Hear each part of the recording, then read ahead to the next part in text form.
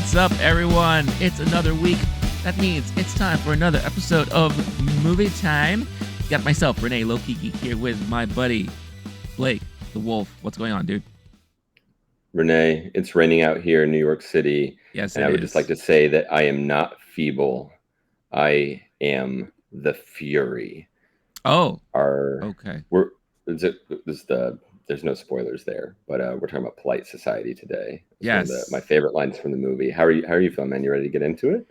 Yeah, I'm good. I'm ready to get it. It's been a busy week with a lot of stuff and news and trailers coming out of CinemaCon and all that. So it was pretty busy. But yeah, I had a chance to see Polite Society, which is one of several new movies that came out this week. Another new movie that came out also more worldwide is not worldwide, but more stateside is Sisu, which is a movie that I was able to catch earlier. So if you Oof. want to see kind of my thoughts and review on that, check out the review I have on the channel right now. But yeah, we're gonna be talking about Polite Society today, and then we have an interesting game. It's gonna be the first time that we're gonna be doing this, and we're gonna make it an annual thing. Something that I thought would be kind of cool, given that we are now approaching the summer months, and that means for movie fans, it's summer movie box office bonanza time. So, Summy movie box office. Summy Summy. movies. So we are going to be doing our very own summer movie blockbuster draft, where basically each of us will draft 10 movies each. And what we'll do is that we'll see who, at the end of the summer, who comes up with the highest box office totals. So it'll be a lot of fun, and it's definitely going to let us think a little bit differently about our choices. And as people who follow just movies in general, and me, I follow box office stuff all the time. I figured it'll be just really fun and easy for us to do. So yeah, definitely stay tuned for that. That's going to be coming up later on in the episode. But before we get into all things, as always, if you are brand new to this channel and you like what you see so far, then make sure you hit that like button, subscribe, hit the notification bell to get notified every time a brand new video is posted. If you want LOWKEY GEEK on the go, check out the LOWKEY GEEK podcast channel on your podcast platform of choice, where you can download audio versions of things we do here on the channel and check them out. Listen to them on your way to work, on your way to school, on the toilet, in the gym, whatever the case is. You could do that there. And last but not least, if you are in a position to further help support the channel and help the channel grow, definitely check out our affiliates that we have in the description. You may find something pretty cool for yourself or for a loved one. And by participating, you will be supporting this channel at no additional cost to you. And for that, Blake and I are very thankful and grateful for all that. So, all that out of the way, how have you been, dude? How's your week? Busy. Yeah, Always been busy. Yeah. I haven't been seeing as many movies lately. I need to see Sisu for sure. That is, I think, top yeah, of my list. So as yeah. soon as I have a little bit of time, I'm planning to go straight to the theater and watch that one. Off of your recommendation, and I've been getting ads for it lately. Oh, have And you? yeah, there's just, what's the tagline? It's like John Wick, but for Vikings or something like that. Yeah, Like, or yeah, I kind of don't like the way that they're using the John Wick moniker here. I think it's because it's catchier because it's more recent. right. It's really more of like a Rambo. That's the way I look at it, because I'm but thinking yeah. like Northman vibes. Is it Vikings? It's not Vikings. No, it's just basically What is World it? War II. It's World War Oh, II okay, in that's right. Finland. Yes, that's what it Yeah, was. That yeah, I messed up the slogan, but yeah, regardless, I'm trying to like not look at too much of it. So I just kind of saw the tagline in your review and like say less. So I think that it just throw me like there will be a lot of action, and yeah, I'll go see the movie. So that's what I'm hyped for. Reviews seem to be pretty good. Like there's some yeah. good word of mouth stuff going on for it. So I'm excited about that one. Otherwise, I've just been like hardcore in Succession world more than anything. Yeah. And I know we do not talk about TV shows here. It's movie time, not telly time. Right. But I've been hardcore in that world. I love that show. I need more friends to talk about it with. Apparently, I'm Yeah. going to see if I can get on another person's channel. If anyone has a Succession YouTube channel, let me know, and I'll come on I'm and talk sure about there are it for many. hours. Yeah. Yeah, I'm sure there are many. That is a show I've definitely had on my queue for a very long time, and I've had people like yourself friends of ours who have said you would love this show. This is a show for you. Da da da. This and that. I just haven't had a chance to watch it. Now that shows like The Mandalorian, like that's done. There's no more The Last of Us. I have been watching Yellow Jackets, regular like Oh, every okay. week, which I really dig. So Need to that's watch one that. thing. But yeah, my TV viewing right now is kind of empty at the moment. So I may actually go back and now start digging into Succession because this last season, you're pretty much in the middle of it, right? Yep, episode 5. If you were able to catch up by the time of the finale, we have a little watch party. You come over, Hey, I'll make some little popcorn on the stove, and we'll have a hell of a time with it. all right, It's one of those. It takes a little bit to get into high quality drama, but as yeah, soon as you're hooked, it is oof, so good. We're not going to keep talking about it, but it is actually like high quality television, closer to movies, and hour-long episodes and all. sure. Which, yeah, Well, full send recommend. it's HBO, right? So HBO, they do these quality shows that feel like you're watching movies anyway. So it is, I'm not surprised. But yeah. Hey, here's a good question for all of you out there. I mean, I know, yes, this is a movie podcast, but what shows are you watching? I mean, it can't just be movies 24/7 all the time, right? There's some of us that love to indulge in some of the streaming shows and all that. Let us know in the comments what shows you're watching, or if you have any recommendations for us to check out on anything, because there's just so much damn content right now. It is ridiculous. I can't keep up at all. The TV shows that movie lovers watch, to me, that's an interesting one because there's the TV Yeah, people and they watch crap that I'm like, they'll this watch would anything. never fly in a movie Yeah, theater. The acting is awful. yeah, But we're talking like a lot of like White Lotus, Barry, Better Call Saul, yeah. Oh, Succession. Barry, I understand. yes. Oh, I've been watching Barry too. Oh my Don't say god. anything. Don't say No, I'm anything. not. I'm kind of waiting till I can binge it because I know how I Okay. am with that show. I Yeah. just get into it and just eat it Yeah. up. So, Yeah. Yeah. but Yeah. yeah, Yeah. that's an interesting side convo. Sometimes is the television that is of cinema quality and Yeah. isn't just like empty calorie Hmm. content, but instead is like, oh, these are filmmakers who are making it like high quality TV Yeah. show, writing, acting, editing. Like Succession is shot on film, literally. Yeah. Yeah. Hmm. Yeah, it's special. So I will soon have a hard void in my soul when that one ends. You and a lot Um, of people. Yeah. it's an hour a week and then it's 15 hours or so of podcasts afterwards, so like I'll have a lot of time. That's when I'll catch up on all the other shows people recommend. So definitely let us know Yeah. what shows you film lovers recommend. I'll need some recommendations soon. Yeah. No, that'll definitely be like a good thing to find out because it is interesting. It'll be interesting to see like what, like you just said, people who are really into film, like cinephiles, people like yourself, like me. What shows are we more attracted to? Are we drawn to, and all that? And like I said, there's just so much damn content out there that, and so many damn streaming platforms too, that there could be so many things that we're missing out on. But time time. If we only had so much time Mm, to indulge mm, in all this. mm. But with all that said, I did make time to see Polite Mhm, Society, mhm. which is the movie we are talking about this week. It is a comedy adventure movie from Focus Features. It was directed by Nida Manzoor. I'll talk a little bit about what the synopsis is, at least what is said on Google. A martial artist in training believes she must save her older sister from her impending marriage. After enlisting the help of her friends, she tries to pull off the most ambitious of all wedding heists in the name of independence and sisterhood. Some of the performers in this movie is Ritu Arya, who many of you may find will know from shows like The Umbrella Academy. I believe that's the one thing that I recognize her from the most, and I know she's done other things as well. I have a Uh, story there, but we'll get to it in a second. Yes, okay, big no, fan of awesome. her work. Yeah. Priya Kansara, who plays the main um, lead in this movie, the sister there. Nimra Busha, who is very well known in the Indian film community. Also, if you've watched Miss Marvel, she was definitely in that series as well. That's how I recognize her. And there's a whole bunch of other casting characters there. So I am actually going to hand this off to you first to talk about. Thank you. Because I think out of the two of us, you were the one that was really most hyped about this movie. And I would love to hear your story about Ritu as well, because I know she is one of the actresses that you definitely do dig. So I really liked her in Umbrella Academy, and Yeah. I binged that whole season. I think she was the second season was her season. Yes. I Yep. binged it Mhm. in one day. I'll do the little backstory, and that'll help give context for Sure. my feelings about this movie.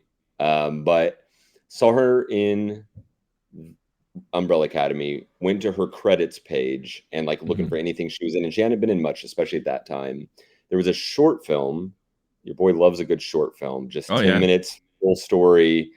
Oh, it's a funny one, and it was a British Muslim woman coming of age short film comedy punk rock thing. I was like, okay, these are like four of my favorite catchphrase like keywords, and there's representation happening, and there's like this so anyway, I recommend it fully. It's called Lady Parts, and it ended up Hmm. becoming a Peacock TV show. But before that was even announced, it was right around COVID era with Umbrella Academy's second season, and so there was rumors of like, oh, they're going to turn this short film into a TV show, Hmm. but there was everything was just full pause. We might get an update 6 months from now. They were filming it at right before, so everything's up in the air. But I went and checked out the short film. It won some contest and was on Channel 4 in the UK, and I absolutely adored it. I thought it was funny, quick, loved the characters, and it was Hmm. only 14 minutes long.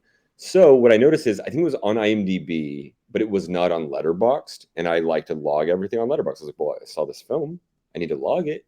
Sure. I'm a little compulsive about that. So I figured out, like, I went on the back end and figured out how to add things to Letterboxd. They use a different service other than IMDb that does all the back end, and then they get their data, posters, and cast and everything from that. So since then, I learned how to add things to that site. So then it would show up on Letterboxd, and it wasn't on there. And Ritu Arya, it's one of her first short films. It's the director of Polite Society, Mm. her short film, and that's why to me this was like something I was really excited about because it was actress who they'd worked together before. The director of that short Yeah. film, the director didn't have any other credits really, and so I added some of those cast members to the site. So the first time they ever showed up on Letterboxd was "You're welcome," thanks to me, Mm. and now Hmm. that and since the TV show came out on Peacock about a year ago. Now the short film gets more traction, and every time I'll just Sure. check and be like, "Oh, I added this, and now it's got all these views." And for a long time there was no ranking, people weren't finding it, but then after the Peacock show just like the numbers went up. So So I have a anyway, I was question. I really have a excited about question. this director's first debut full-length feature film. What's up? Yeah. When you add stuff like Mhm. that, does it credit you for adding it or no? There's probably something on the back end that was like added by Uh-huh. this user, but I don't even think it's not on Letterbox. It doesn't have my name. I did log Okay. it and was the first person and said like added this because I was such a big fan, Right, something right, right, like right. that. Gotcha. Okay. Um, but that was part of my level of expectation going into it was like Sure. the amount of excitement I had about this director. And there was also the thing where there was this like pause on the show, and maybe nothing will ever happen. Maybe I'll never see anything of theirs again. And as someone who's a bit of a completist, I really wanted to like. Normally, I really fall in love with something. I just watch whatever I can, and maybe times I'm like, oh, that was a fluke. They have one good movie, um, and the other stuff isn't all that. But I'll just keep watching their things essentially once I get on a roll. And in this case, that's why I was so excited. And there was also the thing where it was just hit pause for 2 or 3 years on the TV show, and then they Hmm. announced a movie, and I was super excited about this movie. Maybe, and we'll get to it. Maybe too excited. Yeah. And I think it is definitely the expectation and hype that may have ruined it for me personally. Prior to us going live, what I was telling Blake was that for some reason I got into an algorithm where I was getting bombarded with ads for this movie. I was on Letterboxd, the ads would show up. I was on YouTube, every so often the trailer would play as an ad. When I go on Facebook, I would get hit up with their posts and their ad posts, their sponsored posts and all that. Same thing on Instagram, their whatever they do is it hits me there. So I just couldn't escape this movie whatsoever. And then, Blake was really hyped up about it, and he was telling me the same thing he just said right now about the director and redo and all that. So yeah, so I was definitely like, okay, this could be something. And then we went to see it, and well, it's a movie. Um, but I want to hear from you first, like when you finally had a chance. So I'll say this before I hand it off to you. I had a feeling I was in trouble because my theater that I go to, who normally does Thursday showings and screenings for big movies that are coming out that week, and I always tell you, oh, I saw a 3 p.m. showing on a Thursday or whatever. Right. This had no Thursday showings at all. So I had to wait till Friday first showing to see this movie. Okay. Yeah. You're a Regal And guy, right? yeah. I'm not going to dox you, but it's been a big AMC thing to where AMC even had the week before Hmm. 1 p.m. or 7 p.m. on a Saturday. All the AMC theaters had it. Every AMC theater had a Thursday showing. And I Gotcha. almost think Regal deprioritized it on that. Probably. Yeah. And also, they're not sure. Maybe they're looking. They're like, the box office isn't gonna be that good. It's gonna be playing those AMC theaters. We're not gonna have enough runoff. Maybe. So that's Right. part of what was happening there. And it might even be an exclusive thing. Like AMC has the They rights to probably show have it a for the yeah. first, the week before, and the Thursday. Something, Yeah. because the way they're promoting this movie is interesting. You're right. I've heard other people talk about like I got a lot of ads. I was like, I sent Hmm. you one text about this movie. This isn't even their genre of film. They're like, Yeah. I don't think that the algorithm hit that hard. I think everybody's been getting ads for this one, and Okay. maybe it's a desperation thing, trying to get enough people out there, and they're you've seen that before. We just want to get our movie back, so we got to spend money on the ads because Sure. we don't know that the word of mouth will get there. Sometimes that's actually a bad sign when you see too many ads.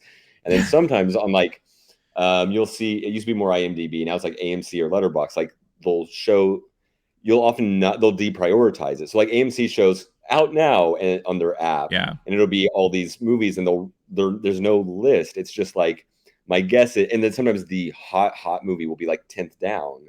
I'm Right. like, oh, it's because they don't need to put money on it. They know people are going to go see that. It's the first Right. few that I'm a little more suspect about. Not always, but sometimes. So there's Sure. something about that lends credence to like how we feel about this movie, and maybe they knew what they had and we're like, okay, we'll take an exclusive deal with AMC. We'll really push the ads on social media. Well, I don't know, but my guess is this one isn't going to do that well. That was Hmm. a little bad foreshadowing, in my opinion.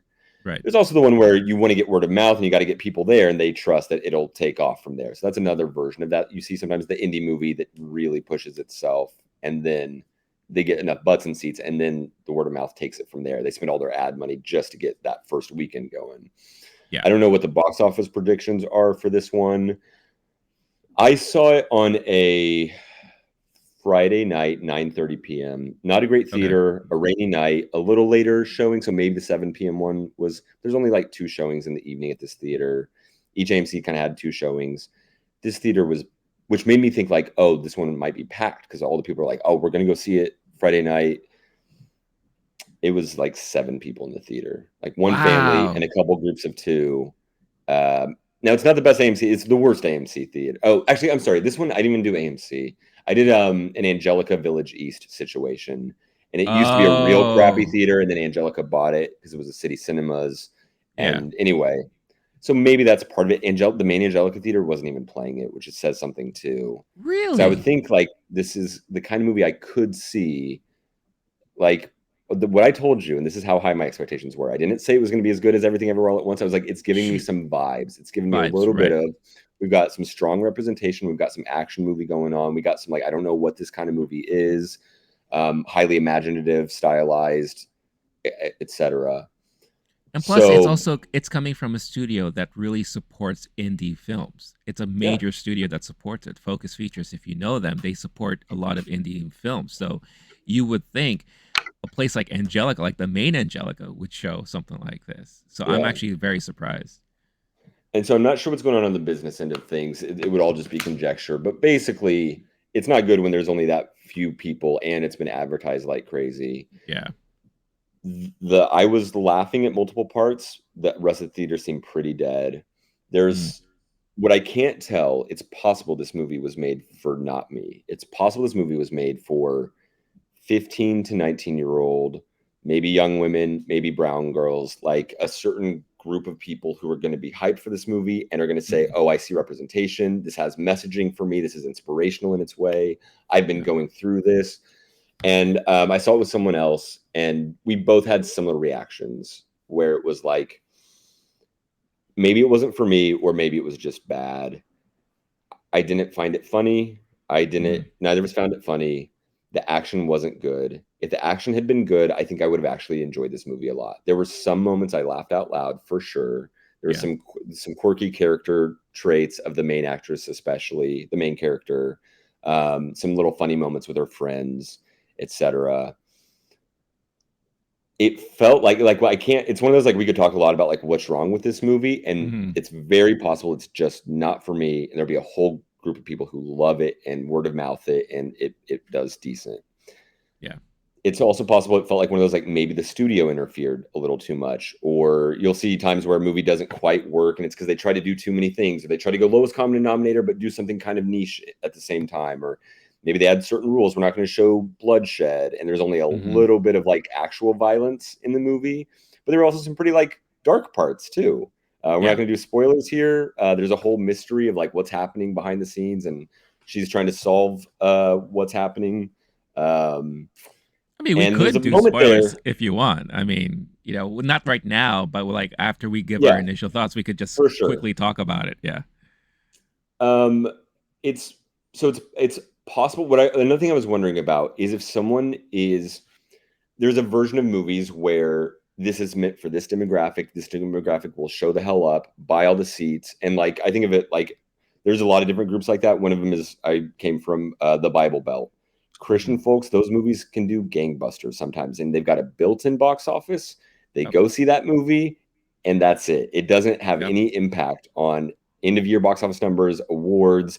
No one else is really taking it seriously, but they show up. And it's almost like a Yeah. we show up because we believe in the product, even if the product stinks kind of thing. Like that's a Totally. thing. Totally. Yeah. But Like also one this like one of movie, the yeah, things like one of the things we noticed, especially during the pandemic.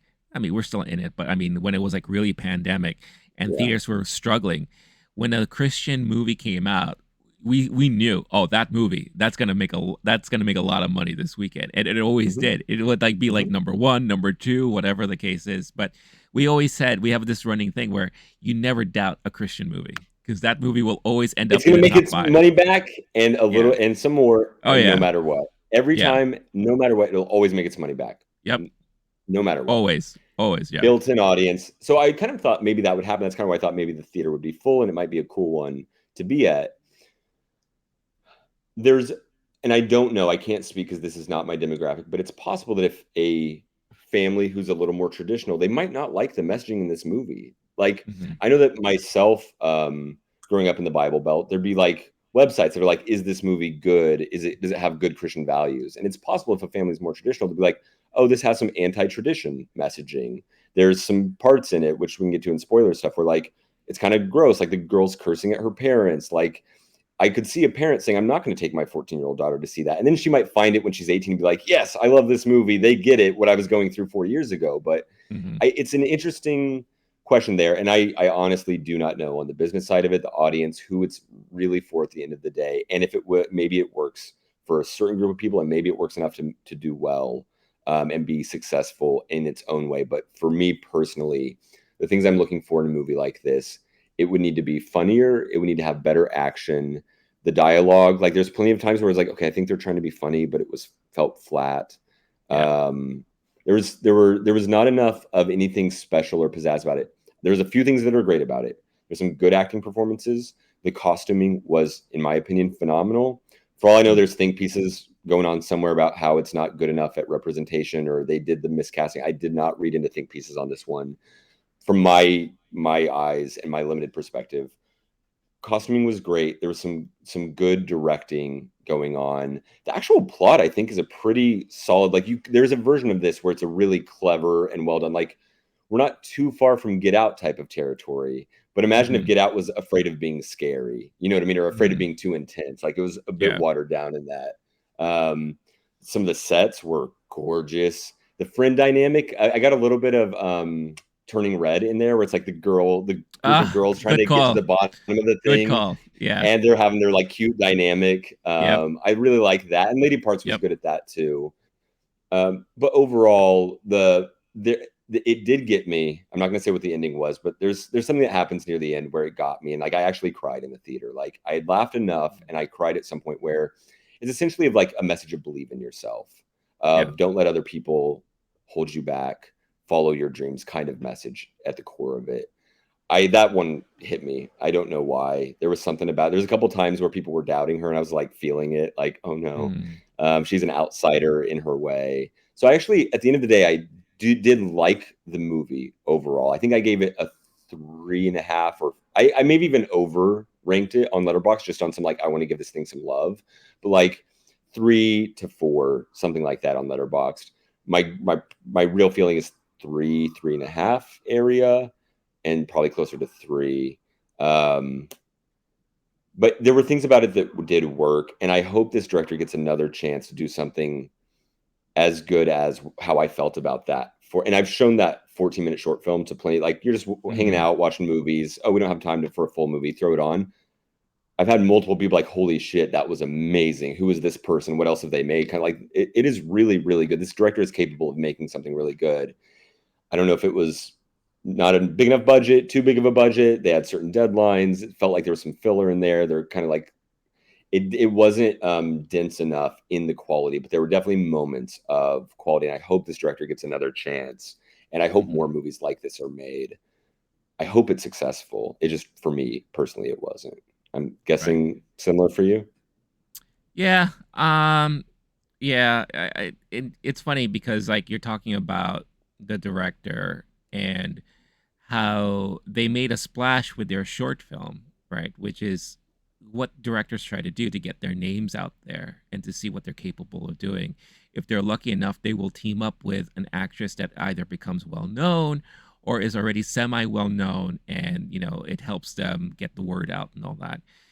Then when it comes to their first feature film, maybe the pressures of pleasing a more generic audience sets in. And I feel like maybe this may have happened to this director because there was one thing that I was picking up on, or I felt as I was watching this movie. I kept telling myself, this all feels very familiar to me. Like, I feel like I've seen this movie before. And then the more I watch it, the more I'm realizing, oh, it's because there are a lot of nods and reuses of things that happened in other movies that I watched growing up. Hmm. Like especially like in the 90s and the early 2000s, it reminded me of a lot of those kind of, hey, there's this situation with my sister or my brother, and I gotta come to the bottom of it. And then I have my quirky friends that are all nerdy, and we're into a certain thing, and like, hey, we're gonna use our knowledge of what we're quirky and into to help solve this mystery. And it's like these girls are all film nerds, right? And action film nerds. So they use that mentality to like, oh, we have to infiltrate this or do this and do that because this is what we're used to. So I felt like I've seen all of this stuff before. And they reuse a lot of the same similar tropes that you see in these type of movies too. Like, oh, if we're gonna have to investigate something, we have to be in disguise, and we're gonna dress up like against the norm. So if I'm a girl, I have to dress up like a guy to get into like a guy's area or whatever the case is, and it just seemed very familiar. To me, that scene actually was the hardest. I laughed because it was so ridiculous. Sure, And there's yeah, definitely a strong feminist message under this movie. We'll yeah, get to it in a second, but like, especially when we get to spoilers, but like, I have like a little like, this is what the movie meant and what was successful about it. I think that was yeah, actually good. And there was some fun humor there. But you're right. It's almost got like that Stranger Things. We got to get the group of teens together to solve the mystery. kind Like, of, yeah. I'm still not too familiar with Goonies. Don't hate me, 80s T people, Don't, but it's fine. um, No, we're talking about a similar, like we got to solve the mystery and get the group yeah, together and use our weird skill sets, even though we're teens or young people, whatever, right? Like we got a blackboard and we're writing out the plan on it. yeah, exactly, Moments. yeah. I see what you're saying. Okay, yeah, Yeah, you're right. it's like if you go back into movies that are aimed towards teenagers and there's always some like mystery plot, or there's always we got to get to the bottom of something plot. You will see very similar situations and tropes involved in it. I would even go back to, like, for example, movies like Austin Powers or Zoolander, and the time where they're kind of like, yeah, infiltrating an area or whatever the case is. They Hmm. always have that type of comedy, and I felt Hmm. like this had very similar types of comedy that they were trying to regurgitate or reuse. Sometimes it was successful and sometimes it wasn't. Like sometimes it was very painful to see what they were trying to do. So basically, what I said in my letterbox review was, I felt like I am no longer this generation for movies like this. This felt like it was a movie that it's kind of trapped in a different time period, or this was really geared more towards the Disney Channel original movie kind of crowd, because it felt very Disney Channel original movie like. Yeah. And I feel like if this was shown on a Disney Channel, or if this was shown on a streaming service, then I could already see like the younger generation. I don't even know what generation you call them in now, like the mid 20s or whatever the case is. That is really geared towards these people, and I feel like they're the ones that will get a good chuckle out of it. They will like find the messaging like very empowering and all that. And I'm not saying that it's not. It's just for me, I am so past this point of that type of stuff. And there was just a lot of things like the things that I did like about it was the chemistry with the friends. I did like that because I thought that was actually very cute and it was very charming. And I loved how they were so like supportive of each other. And I thought that was really, but again, it's stuff that we've seen before. It's also a reused thing where one of the persons does something that every other friends hate. There's a falling out, and then that person needs them to really help them out. Like, you guys don't understand. I need you guys, and I'm so sorry. Like, okay, Yeah. we're gonna help you out because we're friends and all. Yeah. So it just felt so familiar and everything. I did love the performance of Nimra Busha, who plays the mom, the evil mom in the movie. She Great was work there. fantastic. Yeah, Yes. yeah, and again, I'm used to her because I've already seen her perform in Miss Marvel, and she was fantastic in that series too. So I was expecting that same level, and I got that. So I thought that was really, really awesome to see. But yeah, other than that, to be quite honest with you, and maybe this will be a very unpopular opinion, but I didn't like the main character of played by Priya. I thought she was very annoying, to be honest The with you. character itself, not the acting. That's what you're The saying? character, no, the character, Okay. yeah. Yeah, Okay. and for Hmm. movies like this, I have to be behind the character, right, to be invested. I did not like this character one bit. I thought the acting, she did what she had to do. She played that kind of energetic, angsty, you know, teen who's trying to go against the grain and who is like really big into follow your dreams and this is my passion and all that. Like I love that all of that. But I think overall as a personality of the character, I did not like her at all. Um and the chemistry with the sister I thought was okay. It seemed just very cookie cutter ish in a way. And another movie that kept popping into mind is Bend It Like Beckham, which is almost Mm-hmm. similar tones where you have one girl who has this passion. Family is against that because of their religion or what they're accustomed to doing. And she wants to go against that. And then it had a very similar ending in a way where things work out and then whatever this person, like the person that she pines over as far as her inspiration, gets like a nod or a mention and like, oh my god, this is the best thing ever. It just felt so similar to all of that stuff, and we'll go more into what that means like in the spoiler portion of it. But yeah, at the end of the day, I gave the movie 2 stars on Letterboxd. And I specifically said this movie was just not meant for me. And that's what I'm judging it on. So if I was in my 20s, maybe this movie would be better for me. If I was watching it with someone in their 20s and I saw their reaction of the movie, then maybe I will understand it more. But as of right now, it just wasn't for me. And it was really sad too because I saw it. It was like first showing on a Friday. There were, I believe, two other people in the theater with me, one of which left with Mm, 20 minutes more of the movie to go. mm. Just Oh walked no. out. And I Oh was just no. like, oh man, that's terrible. That's awful. Yeah. Yeah. So yeah. So at the end of the day, it's a movie. It is what it is. And if anything, if what I'm hoping, I never want anyone to fail. You know, especially if the director has this keen eye and did something that you found very well done. If anything, I hope that when this movie hits streaming, that's when more eyes are going to go on it, and maybe more people are Right. going to actually enjoy a movie like this. But to spend money in a theater, it may not be, it may not be worth it. And I could almost see it having a better streaming life too. If Yeah, you kind of like we were talking about, like if you are 14, 15, 16, and your folks are like, you're not going to go see this kind of thing, like it yeah, comes out on streaming, it's pretty easy to sneak something on Netflix much yeah. better. Or for all I know, I'm missing something, and like it could be really popular amongst Sure. teens. Like it Yeah, is possible I'm out of touch enough. What I was hoping though, my expectations going into it were similar to how I felt about that short film, where that demographic might love it, and also just the general cinephile fan person would love it. Kind of like there's a version of Everything Everywhere All at Once where it's a niche audience and it doesn't do that well and it doesn't, cross over. And yeah, yet it was like every group of people more or less was into it, other than a couple like the stray haters. yeah. But this one didn't have the. I was hoping this one would have the like cinephiles also love this Sure. thing, or general fans, people who just want an action movie are going to enjoy it.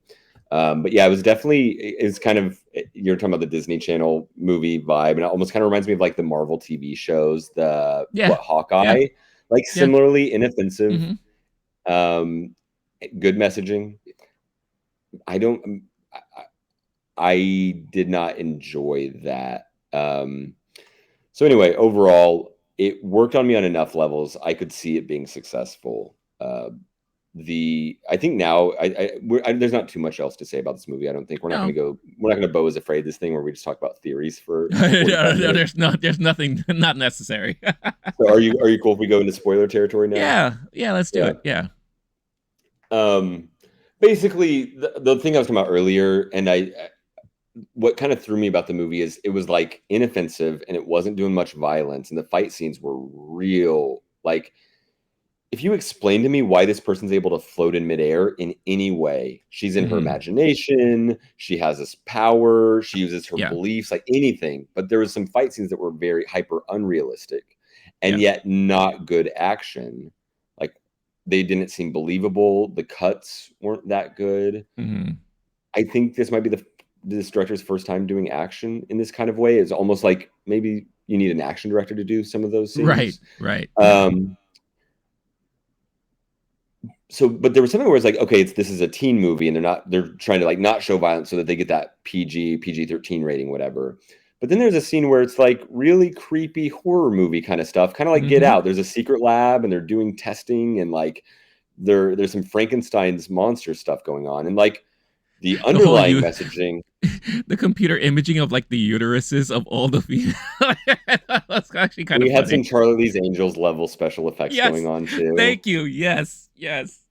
And that felt a little corny, but also like terrifying in its Yeah, own way. It's not really, it doesn't become a horror movie, but like if you think a little bit about what's happening down there, I'm like, are there women, are there corpses, or is there gonna be morgue with living women, like he's testing on them? And like yeah, suspense was pretty high in that moment. I'm like, oh, this movie just took a turn, and it kind of does. That's the moment where the movie takes a turn.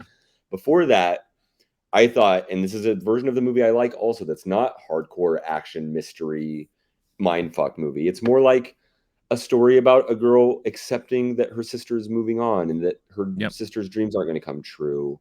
And the things that she believed about we can be whatever we want isn't coming true. And her sister settles down. And like there's a version of that movie that's a really sweet, lovely family drama kind of thing. And it looks like it's going to be an action movie, but then nothing really happens. And she just thinks that there's a story. I think there's a very successful version of that movie here too, where there's Definitely. not Yeah. some bizarre conspiracy happening. Mhm. But what happened before in the movie is all her friends are starting to disbelieve her Mhm. of, oh, I think you just really don't want your sister to move out and get married and whatever. And Yeah. understandable, sure. But she takes it too far at some point, and then people stop believing her. And then she comes back and goes, there's a crazy secret lab. And she gets shut down. And Yeah. there's a threat she's going to get locked away, which is part of when I felt sympathy for her character. I got like a, no one believes you. Like, that's one of my biggest nightmares. Like, everyone thinks you're crazy and you're actually correct. And like, the spy movie version of that, of now you can't tell anybody and you're on your own and your family Yep. turns their back on you. Like, that's pretty dark. But then after that, we also we as the audience are going like, oh no, there is something weird going on here. And even then I thought like maybe some of it's an imagination. Maybe the guy's just really wants to make sure that that his next wife has a healthy baby, and he's a doctor who's doing uh, women's health. He's like a And geneticist. Yeah. yeah, maybe he's just a good dude, and he's got a lab that looks creepy if you're looking at it in the wrong lens. There's a version of that movie where it's kind of, not quite a mind fuck, but it's like a little sleight of hand Sure. thing.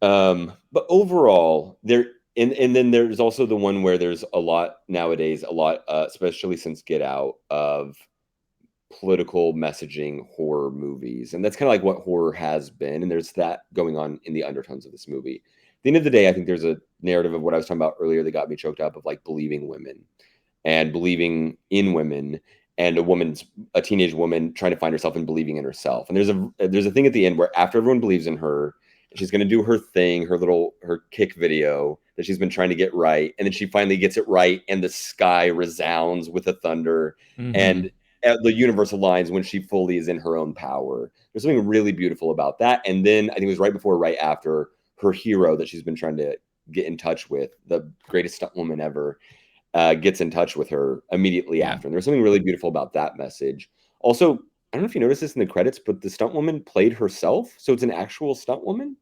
Yeah. Yeah, yeah, and she's a real stunt woman. Yeah. That's I why had not heard of her before. That would have made it a little better, I think, if I'd known that was real and not yeah. just some fictional thing. Okay, Yeah, that's why I you make were the aware of that person. comparisons. Yeah, I was. Yeah, yeah. And that's why I made the comparisons to Bend It Like Beckham because again, it's like Okay, the main character idolizes Beckham. You know, everything works out at the end and then at the end she gets to see Beckham walking in the airport. Here, it's like, right, you know, everything works out at the end and now she gets a call back from her idol or an email and say, "Hey, let's do brunch," or whatever the case is. So, yeah, that's those true. are the similarities. I was just like, "Oh, my gosh, it's just like this," you know. The other messaging here, and I don't think they leaned into it hard enough, or something about it's a little off, but basically there's this thing where, and there's a culture, there's a version of it that's specific to each culture, but I'm going to speak more Mhm. generally. This is kind of like the horror here is a metaphor of what actually happens in real life, where a woman is chosen, she's kind of brainwashed, she's becoming a different version of herself, and her younger feminist sister who's not interested in dating is like, what are you doing? You're changing. We had this little thing going on, we were best friends, and then now you are changing and moving out. And then the society's expectations kick in. And at the wedding scene, when all the people turn on her and her sister, like, they didn't feel realistic, because at that point it felt pretty clear this mom and son are pretty messed up, and yet the whole Yeah. wedding party still turns on. So there's something where there's a metaphor there of, we have these expectations of you and that pressure. um and then there's another one where the son is super in love with the mom, and he's a mama's boy, and he just wants to, there's something else that happens in marriage where the son in Arrested Development is just looking for a new mother, and he wants a Right. wife who will clean up after him and tuck him in at Yeah. night and all that stuff. There's something else there that they also didn't fully go with, because of how they treated I thought they were gonna, and I'm actually, now I'm, maybe I'm getting it wrong, but they're essentially cloning the mom in the daughter. I thought there was a version where they were going to do a body switch thing where the mom would go into Ritu Arya's body, like Get Out Oh, like a or like a like a Frankenstein like a kind of mind thing. transfer And like, kind I of will thing, now right? finally be able to marry my Yeah. mom and it won't be weird, or something like that. Like, there's Right, a right, version of right, right. that where they lean Yeah. into that. And I think that that's also in a way more successful and creepy, but it's probably not as, teenage friendly or whatever. Right. But Yeah. anyway, these are kind of some of the messages that we're dealing with in this movie. And off of the short film and lady parts and the teen, I think she's a teenager, that one, at least young adult. Parents are trying to marry her off. Mhm. She has a crush on this other boy. Her friends are in this punk band and she makes friends with them. And music, she's not even supposed to make music, according to one of the guys who's trying to date her. He says music, Mhm. it's haram.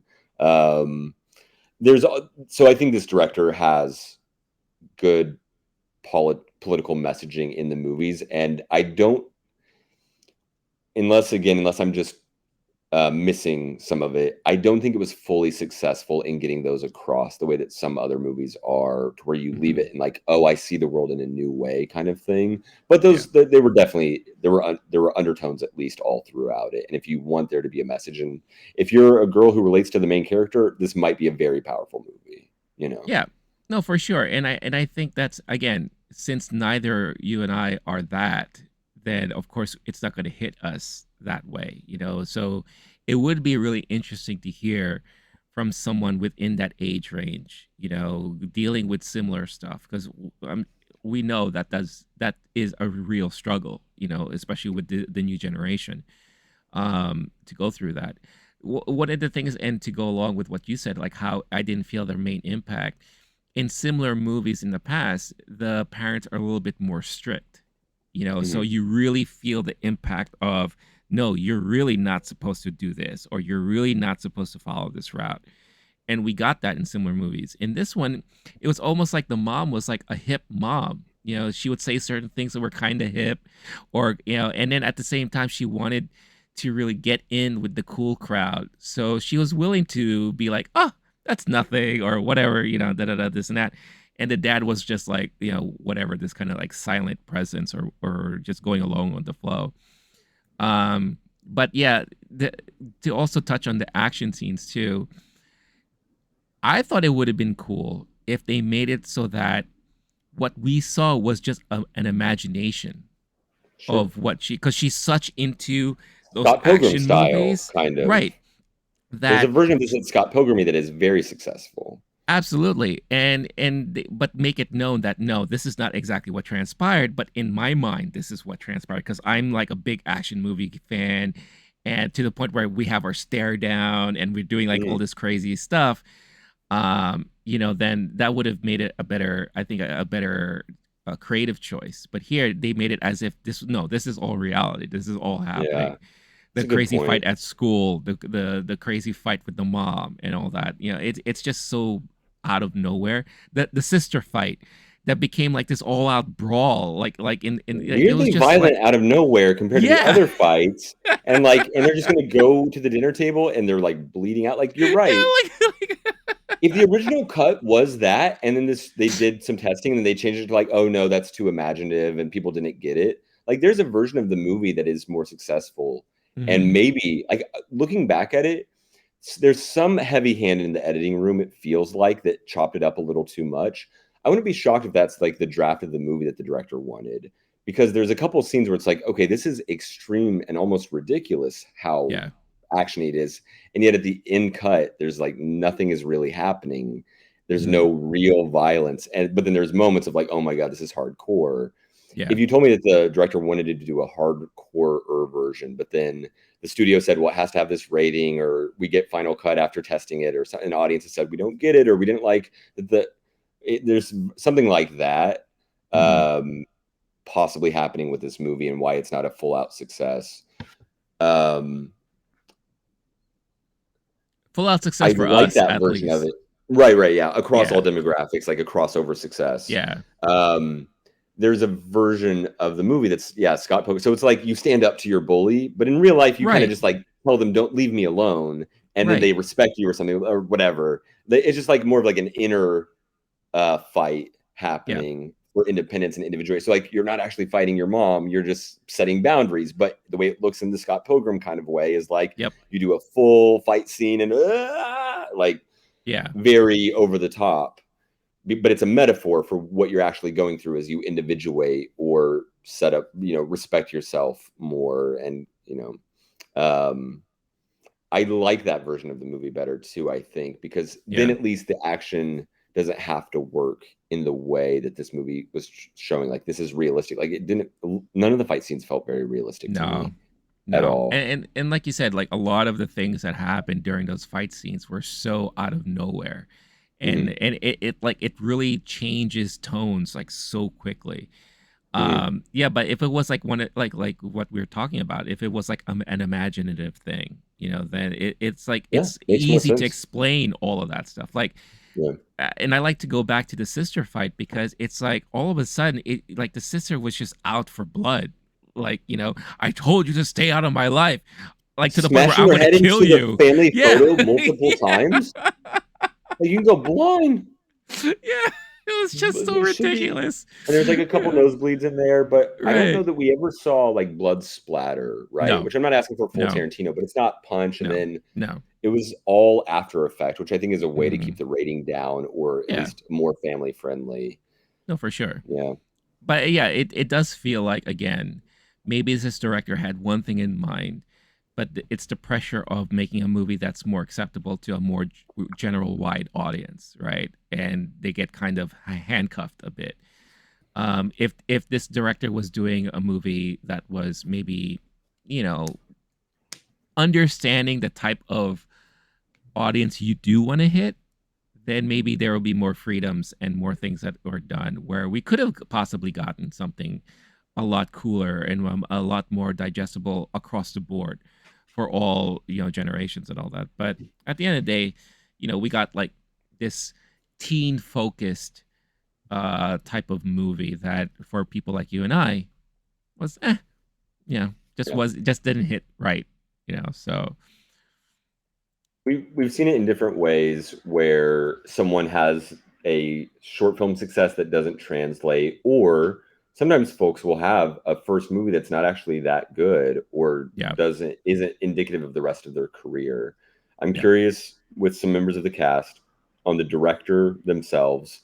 I'm hopeful that they get another chance, and this is one of those flukes. Like I'm thinking, this is a quick aside. Like Amy Winehouse's first album, the studio changed it so much, and it was not the sound she wanted.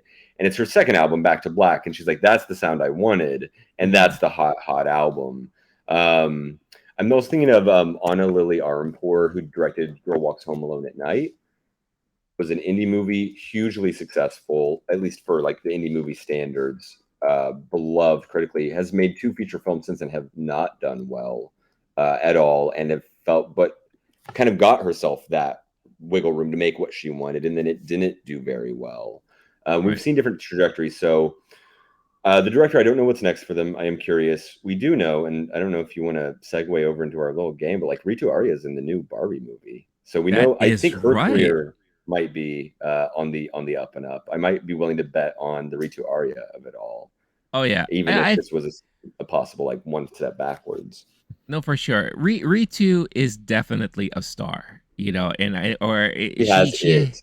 she has the it, yeah. Because again, when you saw her on Umbrella Academy, you were like, whoa, like that is a presence. And if we were to talk about pure acting performances, she is definitely one of the strongest ones in this Hmm. movie. It's like her Yeah. and Nimra. But again, these are two people who have that experience. What I'm curious about is when this movie was actually filmed, because this could also be one of those movies where maybe this was filmed a while ago and it's kind of been like just in the bucket for this long time. They're like, oh, why don't we just finally release this now?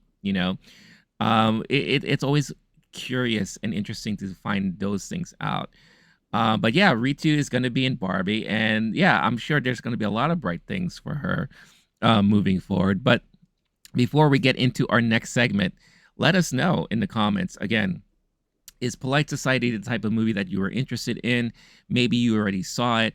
Let us know your thoughts and feelings about that movie. If either you saw it or you were thinking about it, or maybe you had no interest, we're definitely curious to hear all your thoughts about that movie. Again, for us, we're not saying it was a bad movie for in general, but for us, it was a bad movie. But again, we are not maybe that demographic this movie was really aimed for. You know, Hold on. This might be more correct. We might be the two haters. Rotten Tomato has 91%. really? Metacritic 75, which for Metacritic, just that's good. Like that is pretty damn like that's a green in their world. And then now I'm going to pull it up on Letterboxd. I'm guessing it will be 3.7. People are not hating this movie. I'm looking at Huh. reviews and like there's a couple. One of them says it pulls its punches, and I was like, "Yep, that's how it felt for me." Okay. There's plenty of reviews that are like Sundance surprise hit is like talking about how compelling it is. A teen action comedy that kicks so much ass. Maybe I just had too high of expectations. I should have started the conversation with this context because that's Maybe. interesting. There might Maybe. be people who are just like, "What is wrong with these idiots? They didn't get it." But you know what? Um, That'll be interesting to know too. Like, again, if yes, this was a movie that you're so high on and you think all our takes are dong takes and all that, let us know. Flame us. Go ahead. Let us know what it is about the movie that hit you, and that made it really great for you. Because it is one of those rare times where you and we agree on a feeling of a movie that is so yeah, opposite of what is out there. The opinion is out there. So we're curious. What did we miss? Because yeah. I want to know maybe it why I is. like if I especially if I said something factually incorrect, definitely let Yeah, us know. But also in general, like what of those takes was, oh, here's what you missed, here's what you didn't get, yeah. kind of thing. And that I I I really wanted to like this movie. I did overall. Again, I liked it. Like it has a 4 on Letterboxd for me right now. Okay, And I gave it a little bit of like extra love more than I actually okay. liked it. It's a 3 to 3.5 for me for sure. I liked it enough. Like there was parts of it that were effective, but overall, maybe expectations were too high, and maybe it's just like Yeah, I'm outside of that demographic, and also that's okay. yeah, But if I'm missing something, I definitely want to know that. Like if there's a like, oh, here's the like when you were talking about the like, oh, these were actually the fight scenes are actually in her imagination. I was like, that actually makes more sense. Did I miss something where they like explained that early on? Like, is it the British humor? And I just was expecting something a little bit more raucous. Like tonally, am I missing something? Like, yeah, I am genuinely curious. I want to talk to someone who loved this movie, and I want them to tell me I'm yeah, wrong. And I hope I'm wrong, yeah. genuinely.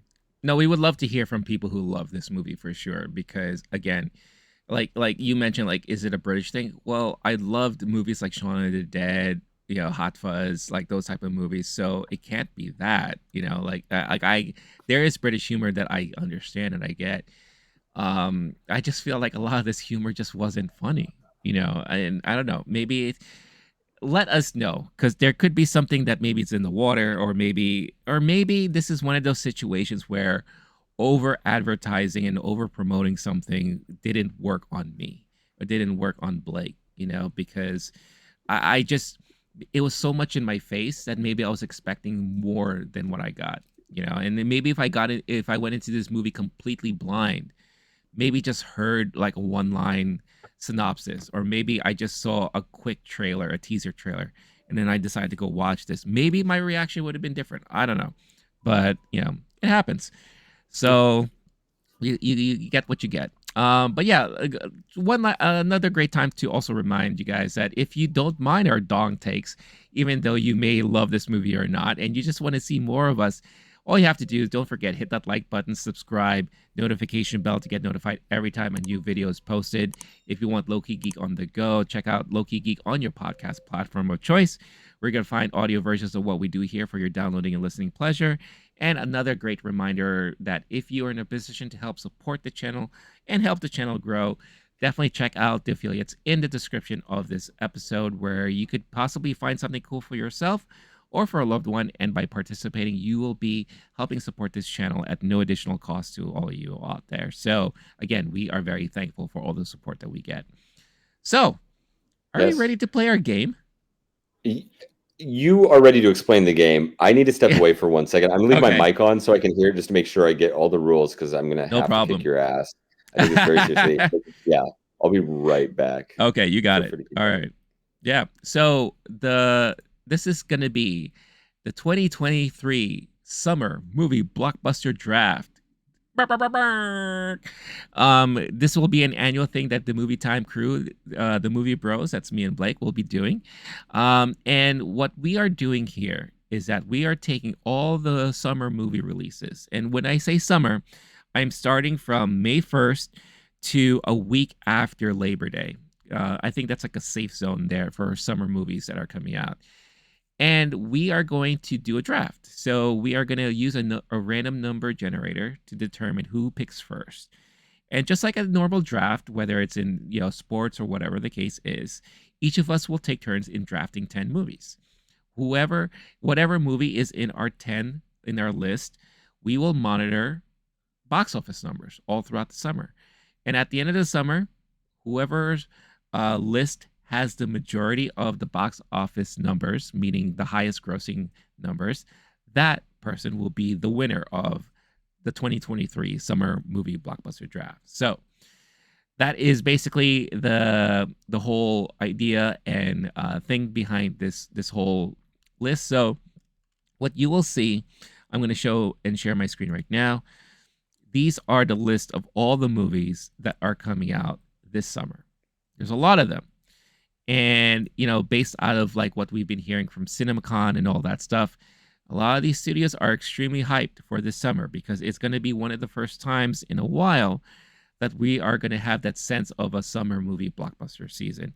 Now, we kind of felt it a little bit last year, but this is really going full on this year.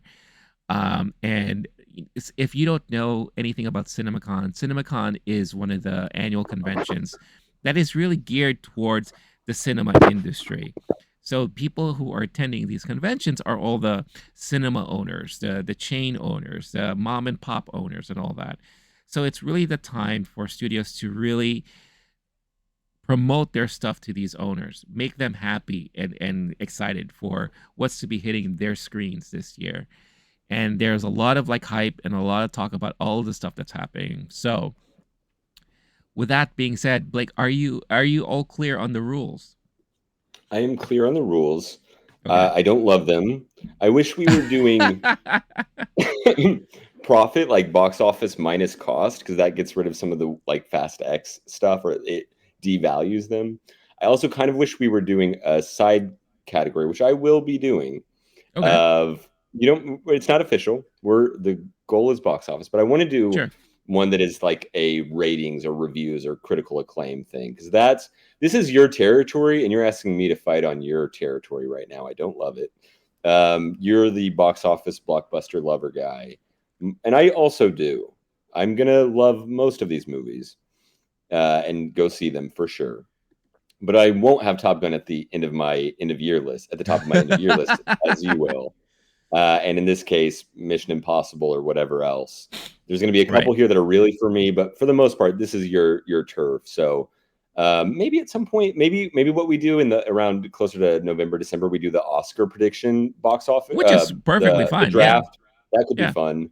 Yeah. Or like which of these are actually going to be good, or versus which are Oscar bait that are kind of bad. That's a fun one also. But I'm with it. I think I can hang. But I'm currently, if I were betting, I would bet on you to defeat me. So if I have some real dumb thing, it's because I'm not in this world the way you are.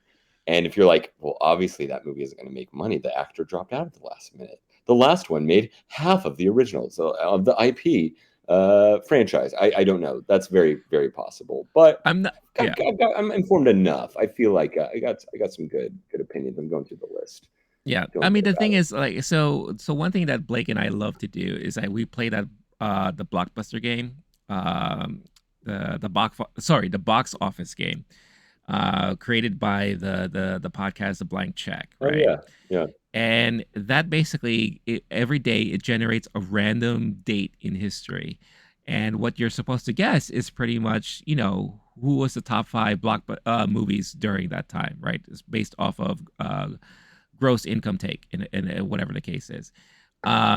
So we play that enough, and we follow movies enough that I think this would be a pretty fair assessment from both of us, as just based off of franchise, who's involved, and all that. And the one great thing is that out of every summer year, there aren't 20 huge blockbuster movies that are expected to make tons of money. There's maybe five or six. So we're going to run out of those really quick. And now it comes down to, okay, what secondary and tertiary movies can help contribute to the overall numbers of our list? And that's where kind of like the guessing game can fall into, because one movie could have a successful first weekend and then completely tank the weekend after. So that's I think where the excitement's going to come in. But yeah, so with that all that being said, are you ready to see who is going to go first? Yes. And it should be me if the fates are aligned because I need a little leg up. All right. So let me pull up random number generator here.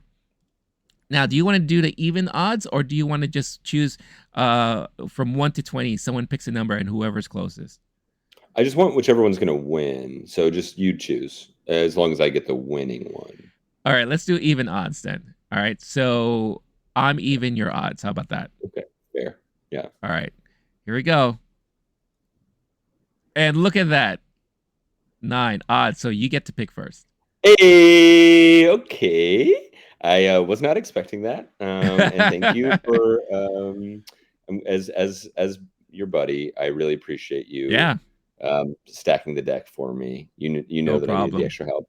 The main thing I'm not sure about that I think you're going to be better at is the more of like the sleeper hit. Like when Spider-Verse came out, the first one. I'm looking at Spider-Verse now, which is on this list. Hmm. Um, when the first one came out, I don't know that I would have predicted it would have been a word of mouth, spread like Sure. wildfire, do gangbusters movie. So I think Yeah. you're going to be good at, oh, this is the one that is barely on Blake's radar, but it's actually going to do really well for whatever reason. I've looked over a couple lists of predictions, but also those are so all over the place. Yeah. It's hard to really know how well any movie is going to do. There's the version where it's like, oh, this is Jurassic Park successful and it does good money, or even like great money, but it's not actually good, so it doesn't go all the way. Then there's the time where it's like Top Gun sequel, and it's just like number two movie of all time kind of stuff. I feel like you're stalling. But Oh, but other I'm than stalling. yeah, yeah.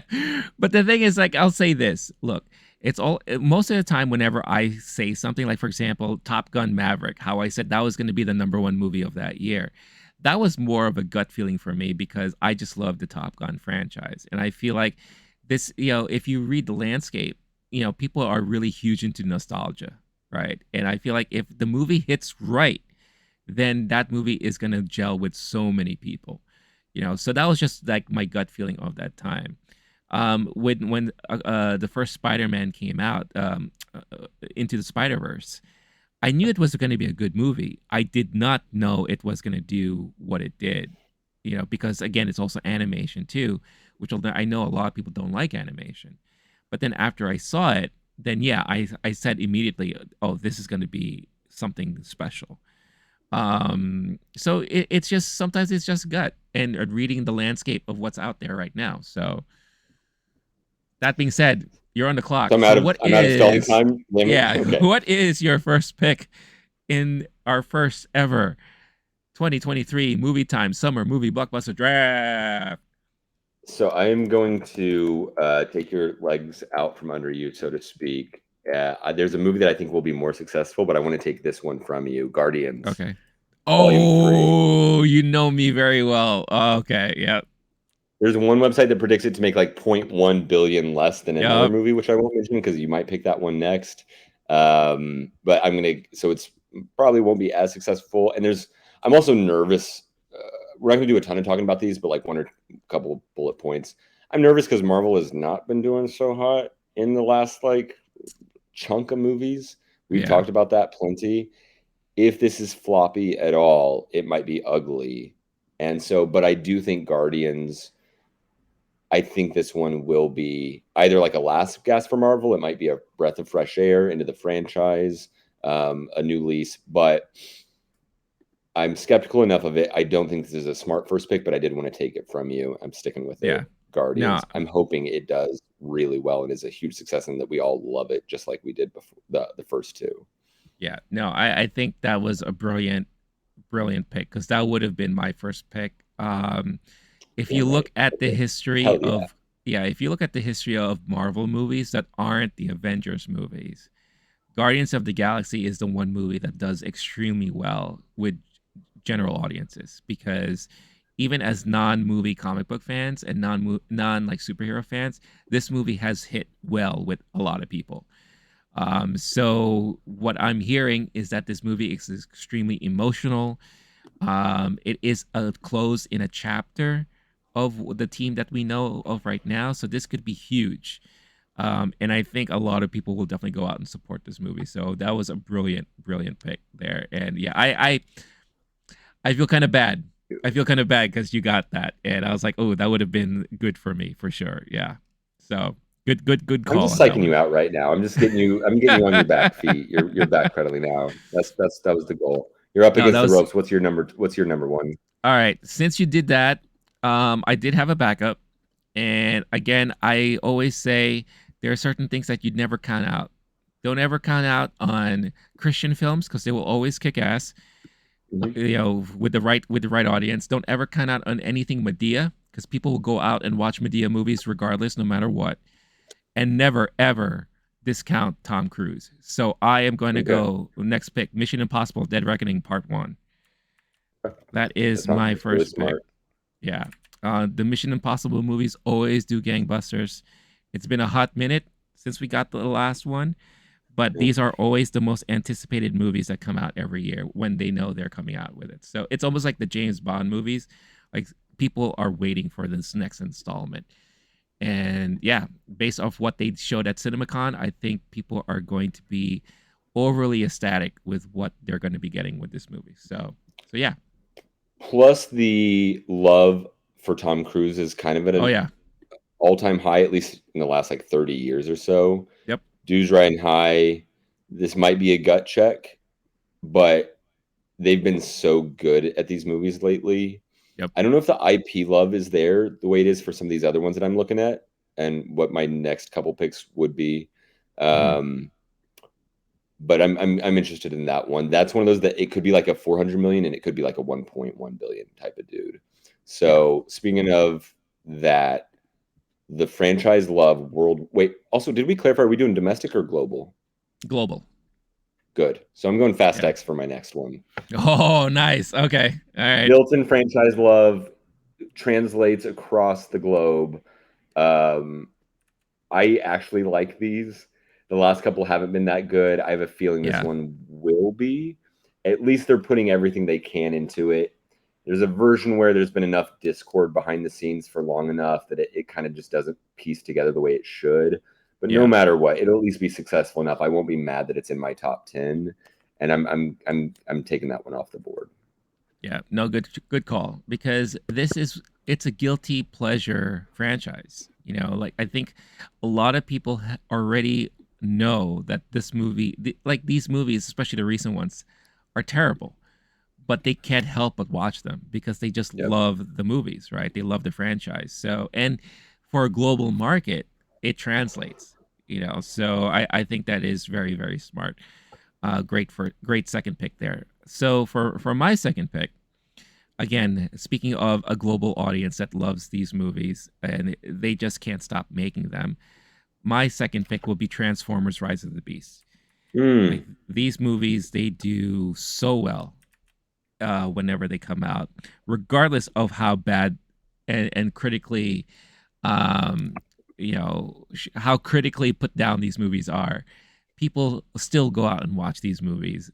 They're also guilty pleasure movies, as far as I'm concerned. But it also translates with a global audience. So I think they're doing something smart also this time. Bumblebee would have made more money if people knew it was a Transformers movie, but they didn't because they didn't put Mm. Transformers in the title. Now they're going back to saying Transformers: Rise of the Beast, so people know that this is a Transformers movie. So I think this is going to do really well come summertime. I'm not quite ready because I'm surprised the two you've taken so far are surprising to me as high as they are on your list. I'm starting to get confident, and this is probably where I whiff. So I'm kind of deciding between three, and I'm not going to say them out loud because then it might increase the chances that you take one of these. Now, no, I'm choosing between four. I'm going to go with shit. See, this is where it gets interesting. I want to take another one from you that you would want on your list. Okay. Now that I've got you on your back feet, I need to push you back against the ropes. I'm going Spider-Man Across the Spider-Verse. Okay. I'm Good one. feeling good Good, about good, that. good. Yeah. Marvel love, the Spider-Man love, Spider-Man being even more popular since last Spider-Verse movie came out. Yep.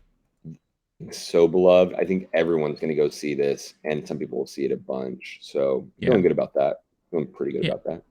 Yeah. And again, it's another great movie that does well globally as well. So yeah.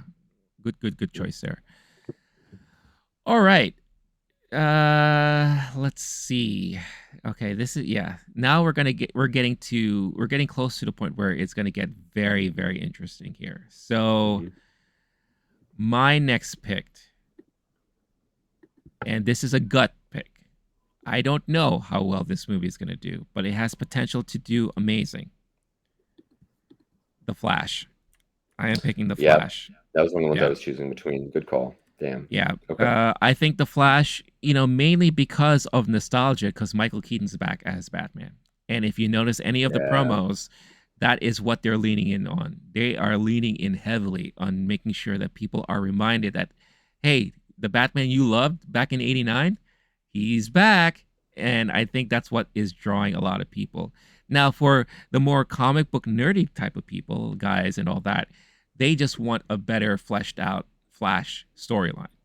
And I think they're getting that here too.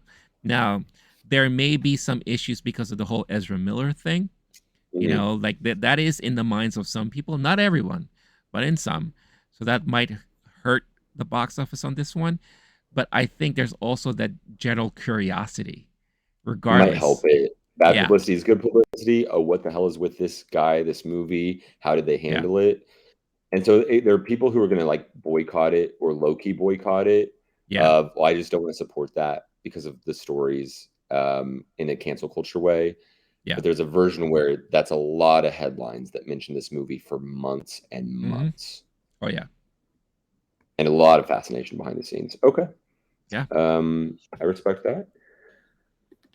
I'm gonna take a bigger swing here. We're getting to the part where it's like it could be 100 million, it could be a bill, kind of stuff. And then I'm curious, just on like a little inside baseball. Do you have a list Sure. of like number 1 through 20 for you and what you want, or like I do not. have you ranked these, or are you're just No. eyeballing the list and gut check? I'm just Do you have I'm any system at eyeballing. all? No, just I'm going Wow. off of because I know the movie's Like how coming you out do this short summer, films at the Oscars. You're like, yeah, I don't know. I don't even. and you know the success rate I have of that Sure, so guy. far. Yeah, Okay. no, the thing is like I know the major movies coming out this summer, so I have that already in my mind. So like everything that we discuss right now, those are movies I've already had in my mind that these are movies that are going to make a lot of money this summer. So yeah, I want to steal another one from you, but can you tell me what your next one's going to be? no, Come on. that's not how What? it works. Give me one. Give me. No. What I don't want is the one where all the movies that I like, I let go. And then I just have a list of movies that I don't like that are going to be very successful. At the risk of that, I'm going to take a swing on the Top Gun 2 kind of vibe and go with Indiana Jones. I have a Oh, feeling that that will be yeah, very successful, and yeah, it'll at least make good ass money. You've yeah, got the multiple generations of fans of it, and the last ones haven't been good, and the vibe is that this one will be good. That's yeah, at least the vibe I've been getting from the ether. I don't know why. yeah. Maybe you do, but this one, in theory, it should be a back to the and if there is any word of mouth of this is Indy's back, people will come all the way out for Sure. this franchise. Yeah, I think this is definitely going to be one of those. I know there are people that are very hesitant about this movie because of the last one that we got. Mhm, But for those of you like you and I, all we have to hear is James Mangold. James Mangold mhm. is directing this movie, and he's done a lot of great movies so far. So I'm very confident that he's going to do well with this movie. Initial buzz is that the movie looks amazing, but that's all I know. So I think, yeah, for me, this was also on my list, but it's also a pure gut thing. Like I think it's going to do really well. Who knows? It's Will going to we be look back and interesting. say he mangled the franchise expectation? I think it'll Boom! be. I think it'll be Love it. successful at the very Yeah. least. So okay, taking it off the Yeah. board. Mine. Nice. I don't Nice. want it. It's Indiana Jones and the Dial of Destiny. It's mine. Nice. All right. All right. So for me, all right, I'm going to have to go. So there's one thing, as we've known, that does extremely well always, and that's Disney. Ah, damn you! And I was gonna hit that one next. there has to You be did a it again. Disney movie that is really going to blow up somehow, right? Mm-hmm. Now, they do really well when it comes to Pixar animation, Mm-hmm. but then if you look at recent Pixar stuff, it's been kind of up and down, you know. When it comes to live action, it's been kind of Yeah, mostly you know. and some big disappointments. Yeah. Yeah, there's a lot of talk about this one coming up. A lot. And plus, it is a movie that is dear to the hearts of so many that grew up with it. It's usually referenced between this and two other movies, that being Beauty and the Beast and Lion King. Mm-hmm. So this is going to be huge, and if it does well, it could be even bigger. So Mm-hmm. my next pick will be The Little Mermaid. I hate you. I thought you were gonna go with Elemental when you started talking about Pixar. No, Okay, no, yeah, interesting. because You really I'm very I'm dramatic, Rene. I know. Bravo. Yeah, yeah, that's what I do. You have to make it exciting. And plus, again, if you look at Pixar's more recent history, it's been kind of all over the place. I think if it's Toy Story, you know that's going to do really well. If it's not, Yeah. yeah, don't know. So I'm going Little Mermaid, and I think the majority of the box office is going to be one, the true fans of the Little Mermaid who just want to go see this, who love the music and all that. Two, it's going to be a lot of curiosity. I think a lot of people are going to be very curious how well this movie is done. So, and this could be one of those where it makes all of its money the first weekend and it just tanks after that. You Yeah. know, so we'll see. That's the risk I'm taking in this one. The fact that Beauty and the Beast live action got 1.2 bill, if I'm reading that correctly, is Because wild.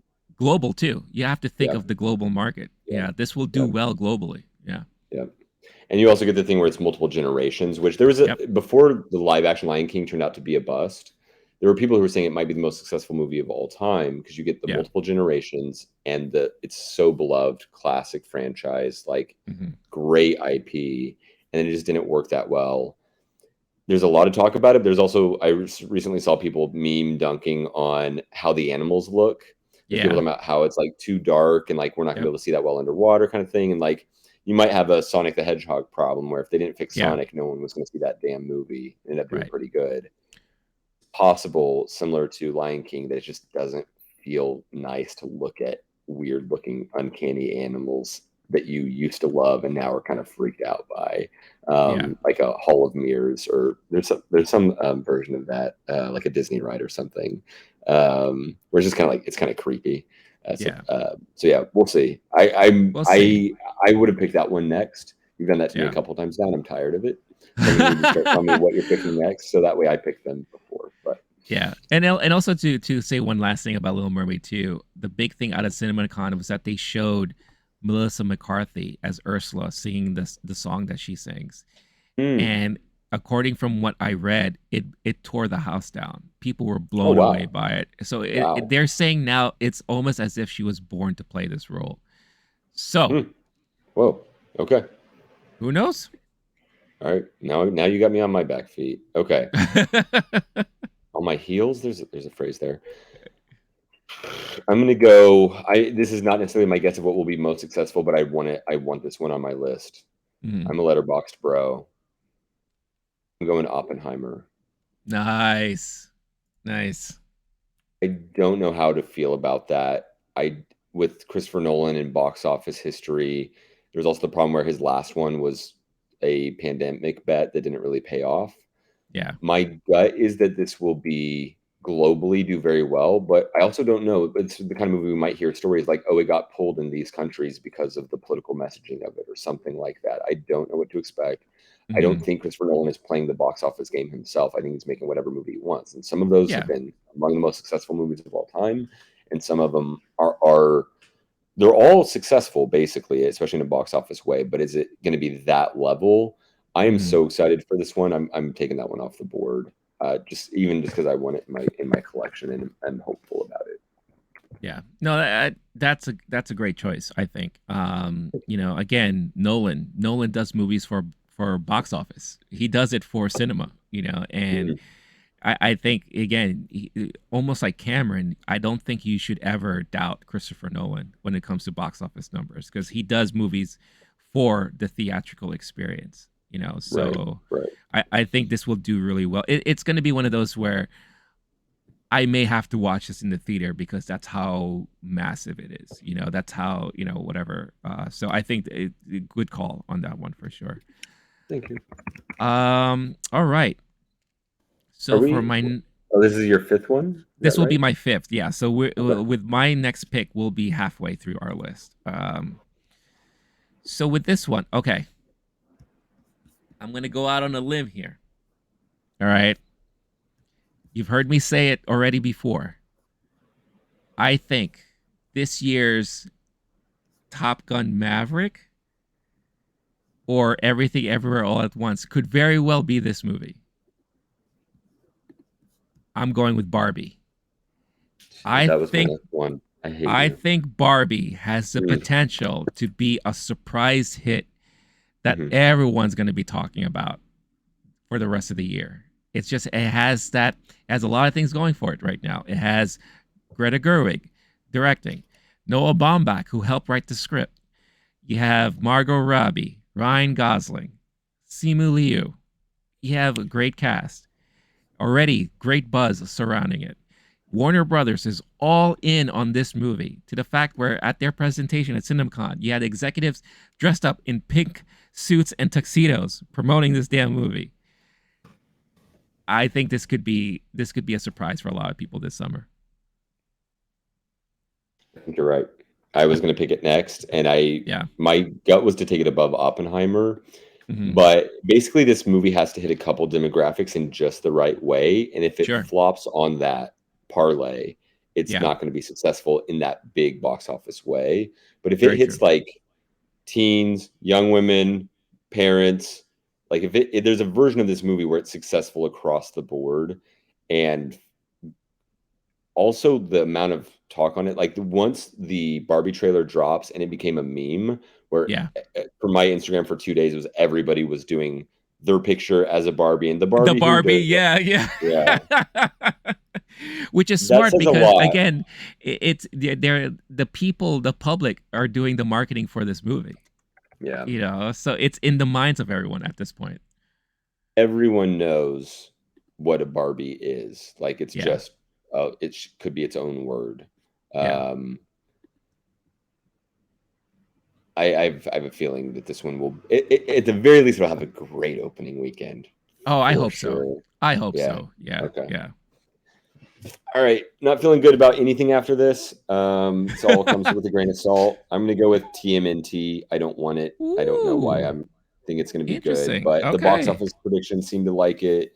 And it's at least one thing we noticed with Mario is that if you Yeah, have a movie that's geared towards a younger audience and they don't have enough stuff out, it'll do well. We've sure. got multiple generations. If this one does any crossover, it'll be a lot of people going to see it, like Yeah, anyone who's been a kid since 1980s. So I have a feeling like this one, it's not going to be number one. I don't think at the end of the year, but it could do some real business. yeah. I mean, the thing is, you already have a steady, solid fan base for this franchise. So anything that comes out, people will support it no matter what. So once you have that, that's always a good call to expect at least something big. At least, I feel like the thing we're saying a lot is it's at least going to have a huge opening weekend. You Yeah. know, and then Yeah. what if it has legs or not? That's to be seen. But it's definitely going to have that initial. I got to see this movie. So cool. All right. So, and just quickly, so we could recap because we're already halfway through our list. We just go over what we have so far. So, Blake, you have Guardians of the Galaxy Volume 3, Fast X, Spider Man Across the Spider Verse, Indiana Jones and the Dial of Destiny, Oppenheimer, and now TMNT Mutant Mayhem. For myself, I have Mission Impossible Dead Reckoning Part 1, Transformers Rise of the Beasts, The Flash, The Little Mermaid, and Barbie. All right. So, You had a for much my better second half of those than I did. How do you feel right now if you were to bet on one of us just based off this list? How are you feeling? I honestly I think we're very close. I think we're Yeah. going to end up being very close. I think you with Guardians, that might end up being the majority of your box office. Like Yeah. the top dog of your entire list. And then it's all going to depend on how well everything else does at that point. For me, I'm really riding on how I think how big Mission Impossible is going to be. Yeah. So I think it's going to be close. I think it's going to be close right now. Okay. Are we putting anything on this, by the way? Because I know that I don't know if you ever. I don't think you ever did the last bet, so I'm not I sure if that not even yet. matters. But yeah, yeah. No, I know. I know. That's the kind of friend you are. Um, we but could we could talk about that later in the next episode. We could think of it and we could come up with something. we've got some options. I Okay. was gonna say, well, the problem is Barbie won't be out. I was gonna say you have to go full costume to one of these movies. Um, but I do think there's a version where we look at the fall schedule and do full costume opening night to Okay. one of the, You know especially what? if it's a cornier one or one that's like you're gonna dress for what? You're gonna dress in as a, yeah. I would be down for that. I would totally be Okay, down for that. when Aquaman drops, you have to wear a like a Little Mermaid scale costume with no legs cut out, and just like crawl your way into the theater. I think that's fine with me because I'm feeling real confident right now. I think that's a great one.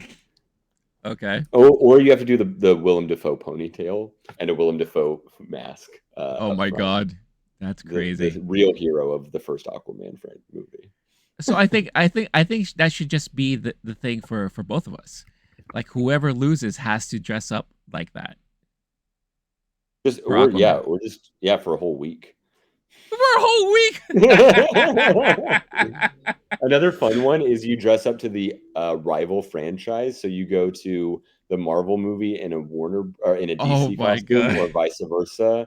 But that's also how you get some actual nerd fists in your face. So maybe that's a Well, little too dangerous. actually that would be funny because I already had some of my friends comment saying, "Why did you wear an X-Men suit for your Flash trailer reaction?" How dare you? Who Like do you what? think you are? Like what? It's comic books. Come on. Traitor. All right. Yeah, Yeah. you got to go to the Marvels dressed up in full Aquaman gear. We have some good options. We got some Let's talk options. more about it, and then in the next episode, let's solidify what Okay. that thing will be because Hell that'll yeah. be hilarious. I'm so down for that. All right. So for my sixth pick, I think okay. I think I know where I'm going with this one. So one of the things that is always a given for box office turnout are horror movies, especially horror movies with huge following. So my next one is going to be Insidious: The Red Door. Smart. I th- Yeah. I think the Insidious franchise has been one of the more successful horror franchises in recent years. From what I hear, this is the first. Now I haven't seen any of them except for the first one. But from what I hear, people are anticipating this movie because it's the first time the original characters are coming back to reunite. So this could end up being the most successful out of all of these movies because of that anticipation. So I'm going with Insidious Red Door as my sixth pick there. I don't have much to add. It's a great pick. It's similar to you talking about with like certain demographics, like horror movies do damn well. And I was just looking through Yeah. the list. There's enough horror movies there, and especially if you get a surprise one where it's Mm-hmm. like, oh, Paranormal Activity was an indie movie and now it's doing great, kind of thing. Like Yeah. those can be. That's one good place to get a sleeper is the low budget horror movie that does super well. Yeah. Um, I didn't know which horror movie to pick, but I think Insidious is one of the most correct choices there. So good on you. Now I'm rooting against that movie. I was going to see it anyway. I'll go ahead and jump in my next pick, but first I do want to mention a couple options. We're not picking it now. It's Okay. fine. For the bet, Legally Blonde 3, you have to wear a blonde wig, a full long Is blonde. that coming out this year? 2023 according to something that I'm seeing. Huh. And what's that worth? Okay. Uh, Another option is Napoleon, starring Joaquin Phoenix. You have to wear a full Napoleon hat and have your hand in your shirt for the entire movie. Option three would be Wonka, and you have to do the giant blueberry costume. And as annoying as it'll be, Wow. yeah, and just stand the whole movie because there's no way you could sit down with that Oh, thing I would on. be so hated during that screening. Oh, Yep. people would hate me for that. That'd be so funny though. And get a little beanbag and just plop back on it. Okay. Yep. Go ahead. No, I was gonna say for that I should get like a front row seat and just stand the whole time, so, Oh like my right by god. the screen. I can't sit down. Stop yelling at me. Yeah, I it's wish not I my could. fault. I lost It's the not my fault. bet. I thought Mission Impossible would be $1 billion. It was 400 million. Stop yelling. I'm mad Oh my too. god, that would be so hilarious. Next one, going on gut from here on out. Joyride. A Oh, lot of people are going to show up for Joyride, and there's a chance that it is fully successful. So I'm just putting that one down. okay. Yep. Yeah, based on the trailer, that movie looks like it's gonna be freaking hilarious. Plus, it is what I like to say the Asian film of the year because it's an all Asian cast, and you could tell they're going for that demographic. It's the same people who I think produced or created Crazy Rich Asians and all that, so you kind of know what to expect from it. Same writer. Yeah. The writer, yeah, yeah, yeah. Yeah. I'm sure there might So, be other crossover too, but yeah. That's kind of my gut. Is at the very least, what I'm kind of betting on now is I don't know that anything we pick from here is going to do half a bill, but mm, I just want things that are kind of like they have a high floor yeah, on as a guess because I don't want to do anything that'll be a full flop. You do a sleeper and there's a chance like, oh, this one does super great, word of mouth, little engine that could kind of hmm, movie. There's also a chance it's like, oh, that one made 10 million and your average is way off. So I'm just trying to do things that'll like at least make good money. yeah, yeah. No, that's smart. Um, Thank you. all right. So my next pick is, and again, I personally don't see this movie doing that well, but I don't think I'm the one who is the main demo for this movie. Based off of the feedback I've been seeing online, there are a lot of people who are really waiting for this movie to come out, and that's Blue Beetle. I'm going to choose Blue Beetle Okay. as my next Solid. one. Um, straight up all Latino cast. You know, it is like going to be the first Latino superhero that we're going to see on the big screen. So I think it has a lot of that going for it, and I think a lot of people are really going to go out and support this movie. So Really good call. It could be a built-in demographic movie, and it could be like Black Panther right, one, where if it transcends that and fully crosses over, and it's a genre that's built for it, it yeah, could be it could be a huge hit where people go, oh, I hadn't heard of that hero before, and then now it's like all the Halloween costumes are Blue Beetle. yeah, Okay, yeah. solid. I don't feel good about anything from here. Kind of just wish we limited it at 7. I don't think I could talk you into that though. Um, I'm gonna go with one that I just want to take off the board that might be it'll at least do decent numbers is Asteroid City. I'm a Wes Oh, Anderson guy. nice. I'm a Christopher Nolan guy. I'm a Letterboxd Yeah, bro. I want this one on my list, and there's a chance it does damn good numbers. It should at least do fine. And yeah, worst case, I won't regret having that on my list. Just being a little hopeful. yeah. I'm curious if it's actually successful though, and like does a lot of business. I don't. I think it's been a while since Wes Anderson has had a hit, right? But he's had ones like I'm thinking Grand Budapest was one where he's get some nominations. Moms love it. Cool kids, hipsters love it. Whatever. Hmm. He has enough potential for crossover. This one could be it. And you get a cast list like that. People go, oh yeah, I trust it. Some of the people I know them. I think, and no matter what, all of the anyone who's close to a cinephile is going to go see this one. So Yeah, yeah. Um, so I'm quickly looking at uh hold on. I'm trying to see if I can pull up box office numbers for Wes Anderson films mm, because I'm very curious um So globally, it's not going to be as good for what that's worth. He Right. has such talky movies, but I do have a list here. It just says box office. Lately, we're looking at like 64 mil for Isle of Dogs. Grand Budapest did 175. I don't think this is domestic. I am not fully certain though. That sounds more like worldwide to me. Yeah. So Yeah. globally, if my number 8 movie gets 150 mil, 200 mil, I'm Hmm. not mad about it at all. But that's kind of Yeah. the high end of what he's done historically. There's also a chance if this is his most successful one, we hit 200, then that'll be a pretty good choice for the number 8 slot. Right. With your last one, like if you're like, I'm not going to hold you to it. This isn't part of the game, but Blue Beetle's so all over the place. I'm curious on your next one you pick, like what you Hmm. would guess for the box office for it. Like what numbers are we at in this range? You know, I, if the I top think ones were a yeah. bill plus 1.2, kind of is the high end for some of those number one picks that we had, the top few. What are you feeling Yeah. here? So with our next picks, the for the remainder of what we're gonna do in our list, I think there's still one or two that has the potential to do 200 to 300 mil. I Yeah, think, but I think the rest are gonna be 100 mil and below. I think at this yeah, point, So again, this is gonna be where gut and guessing is really gonna come into play here because there's one on this list that neither one of us has picked yet that has a potential to be a 300 mil movie if it's done right, you're if about it's to pick good. it. And I think I'm gonna go No, ahead leave and it for hit me. What is it? it. So that's Elemental. I am gonna Yeah, that go was my full next in one. Damn you. Elemental. Yeah, because again, Pixar movies they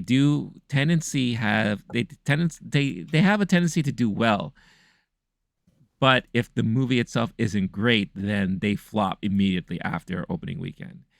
I'm hearing decent stuff about this movie. Um, Nothing really crazy. The last Pixar movie to come out was Lightyear, right? I Hmm. believe last year, and that movie worldwide did 218 million. So not terrible, um, but that could be what I'm looking at for a movie like Elemental. So yeah, so I'm gonna go with that. That would have been mine. I actually would have picked that over my actual number 8, Asteroid City, but I just wanted Asteroid City on my list, and I was hoping you wouldn't take Elemental. It's a smart, of course you did. Um, but yeah, I don't have any extra thoughts to add to that. It's one of those like Yeah, it'll at least do decently, and it's kind of another thing I'm not sure about. And what if I was going hardcore on this list, I would check release dates, what else it's up against. sure, Are like there other kid competition movies and on all that. there? Are there Yeah, other horror movies and like yeah. demographic questions like that for or genre questions? My number Well, nine. I think the Yeah, go biggest ahead. competition we have right now is Oppenheimer and Barbie are opening up the same Oh, weekend. that's. I almost think it helps them. You know how 50 Cent and Kanye did the head-to-head release Yeah, date, and both of yeah, yeah, them yeah. like Kanye won by a lot. That was a monumental moment in hip hop. Right. But they had a lot of articles about that. I think it doesn't hurt them, and just if someone's only doing one movie every 2 months, they're gonna only see one of those. It doesn't hurt you. It's someone like me and plenty of people. I might do back to back the same night. Oh yeah, Definitely for that sure. Thursday Friday combo, Yeah, something like yeah. that. So yeah, okay. And also That like is a good question though. Yeah, for of yeah, why we put which ones higher and lower. I put. Did we have them in the same spot? Yeah, I had my number 5 was Oppenheimer and your 5 did was we? Barbie. Oh, That's we funny. did, Yeah, did we? Oh, that's that's funny. hilarious. Oh, that's great. Now we Yeah, got shit writing on it. another thing to also consider too is running time because we also know running time does play heavily on box office numbers sometimes. So, um, I believe this Oppenheimer movie is supposed to be 3 hours, right? Is it? Yeah, But I so don't is know, but it's a Guardians, long though. movie. So is Guardians, though. I think A lot of Guardians is movies these also days. yeah. That's a conversation we can So have. Movie runtimes are getting longer, and I they are, love aren't it. they? It's I'm a crazy. sicko who loves it. Yeah. Fucking lock me into a theater, Clockwork Orange me. I don't care. I'll watch. If I like the movie, I'll watch it for 24 hours straight until I'm Yeah. brainwashed.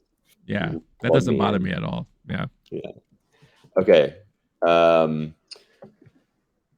number 8, no, 9 for me, right? 9. Yeah. I'm Hmm. going the last movie, which surprised me it was this high. The second movie in this franchise made 180 mil.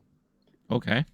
This is a franchise that was talked about in like film online communities because of like what's the best action star that doesn't have a franchise. This is the days of IP Mm. when just people were getting pulled left and right into IP franchise stuff. Okay. Denzel Washington did not have a franchise or a IP sequel until Equalizer 2. It made over 180 mil at the box office. I'm feeling pretty decent about Equalizer 3. My other gut is that last one came out in 2018. Okay. Since then, a lot of people have been doing streaming, have gotten more comfortable with it. They're watching Sure. movies at home, spend a lot more time at home streaming. And I think a lot of people watched one and two.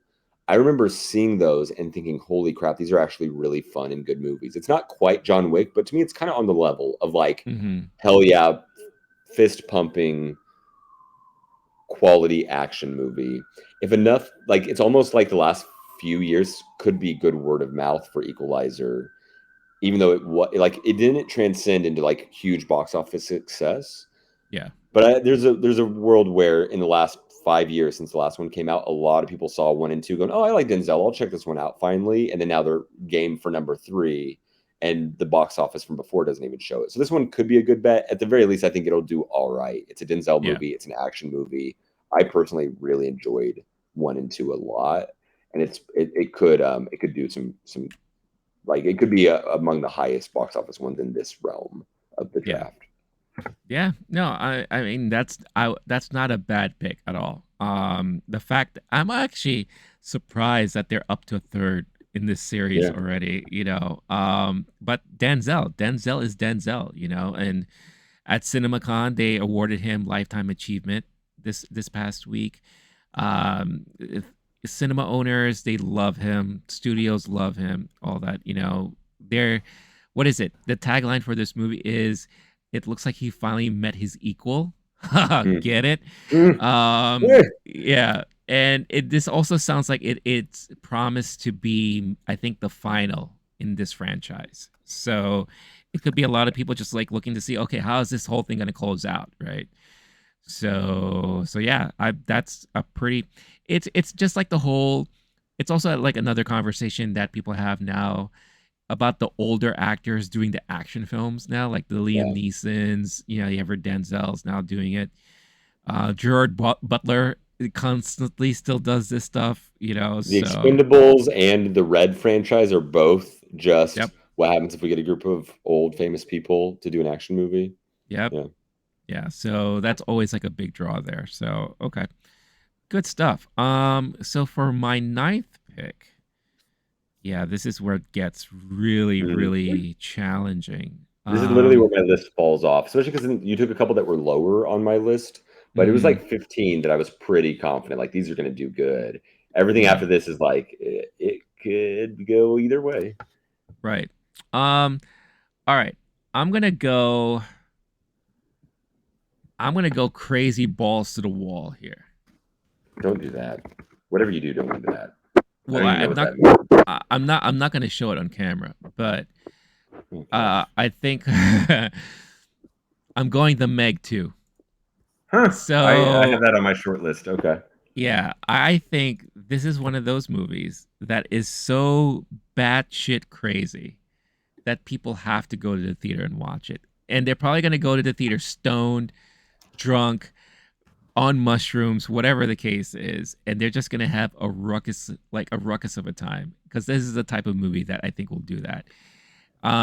They debuted a trailer at CinemaCon. It's not available to the public yet, but I heard there's a Tyrannosaurus Rex in it. There's like crazy Oh, nonsense.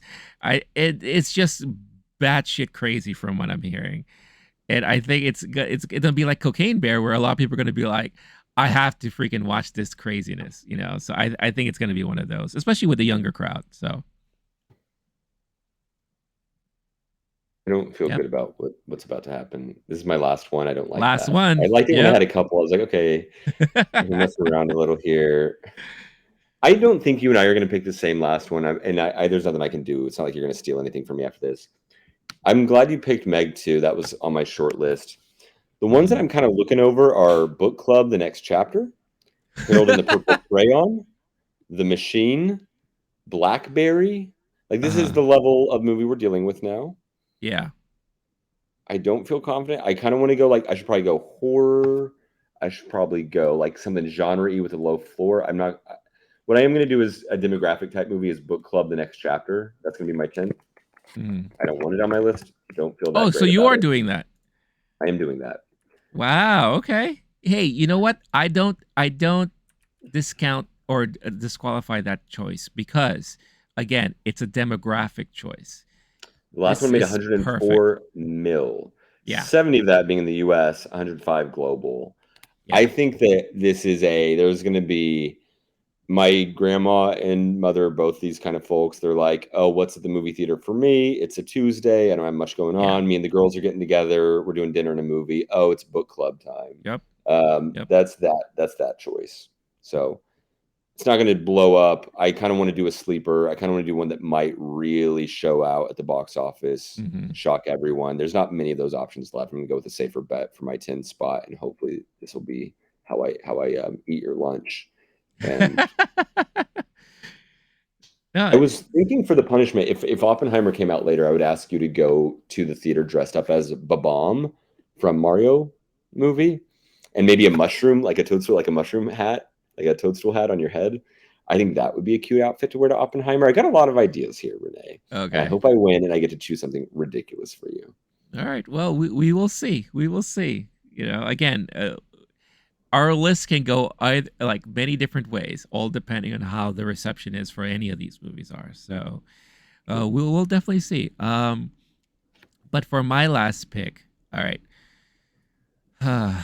What's your? You can read through your short list if you want. I can't do anything to you, and I'm kind of curious what's Sure. on there. So right now, my short list is, and I'm thinking genre at this point. Yeah, People that smart. go out to specific things because there's always going to be the genre for that. So horror, The Nun 2. The Nun was a big hit for a lot of people, so that could be something. Um, Strays, which is a comedy with pets. And we all know people love pets and seeing Mm, movies with pets in them. We have yes, how they many? do.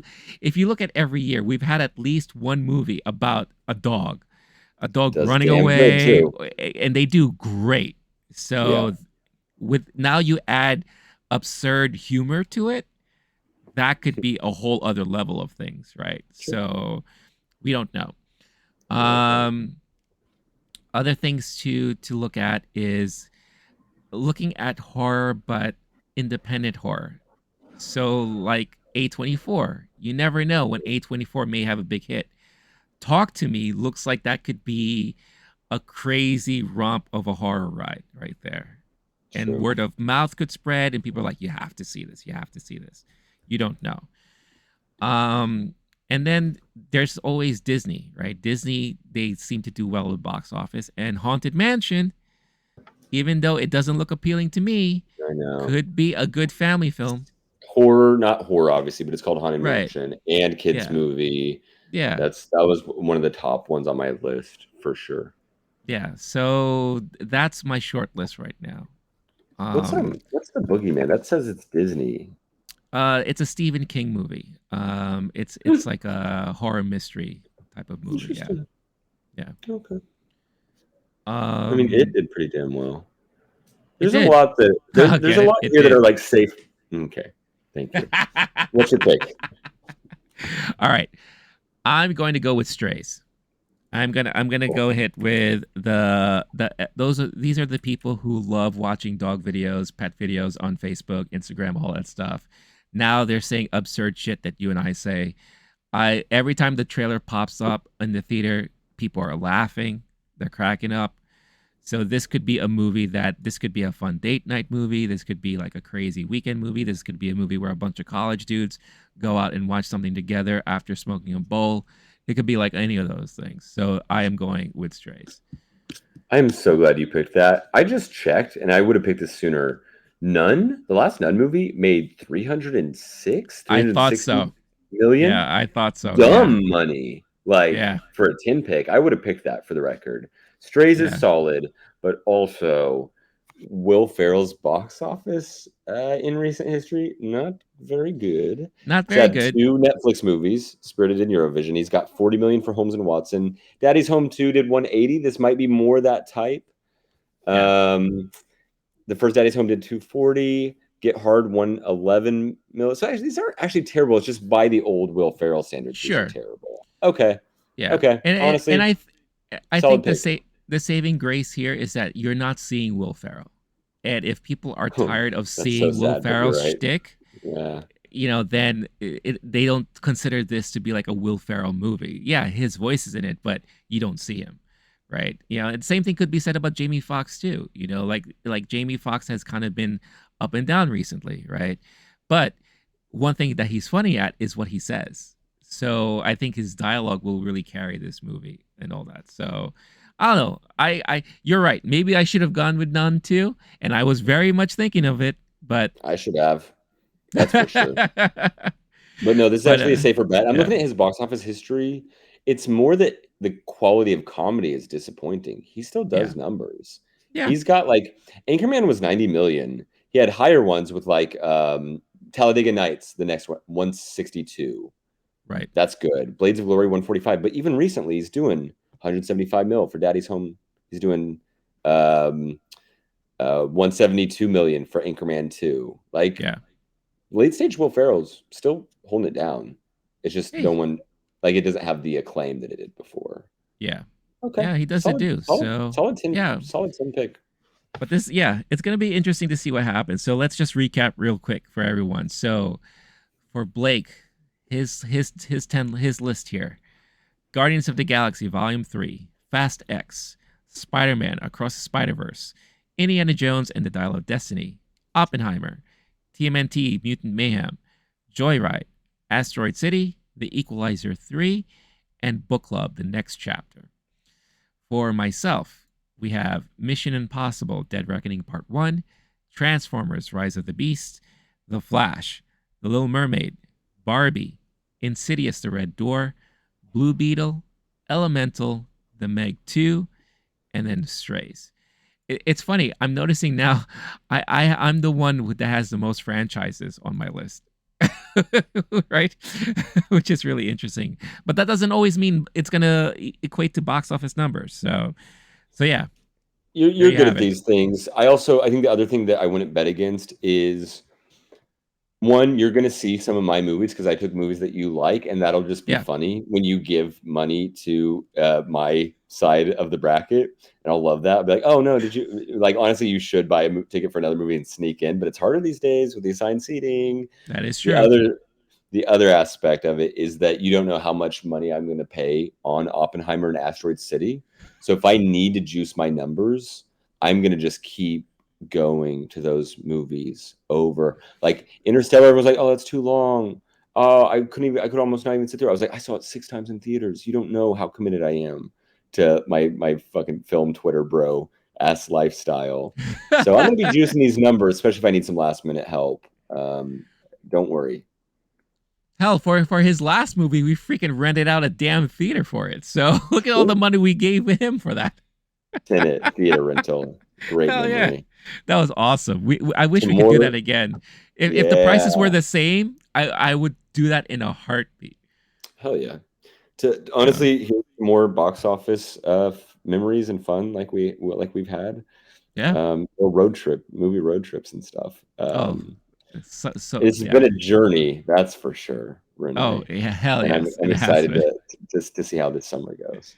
Yeah, no, this is gonna be a lot of fun. Again, all you have to do is stay tuned to find out who ends up as the top winner at the end of the summer, and stay tuned for our next episode because that is when we'll determine what is going to be the the penalty, the punishment for the loser of this little contest of ours. If you want to play along, by all means, in the comments, why don't you put in your top 10 choices of what will the top box office winners will be this summer. We would love to hear your choices. Mention them in the comments and all that. But that's pretty much our episode for this week. So again, we thank you so much for tuning in as always. Before we head on out of here, Blake, where can people find you online? Just go to the Letterboxd app. My screen name is last name Wolf. how it sounds. Last name Wolf, no punctuation. That's where you can see where I gave Polite Society 4 stars, and you'll also see all the movies we just talked about as we see them throughout the summer.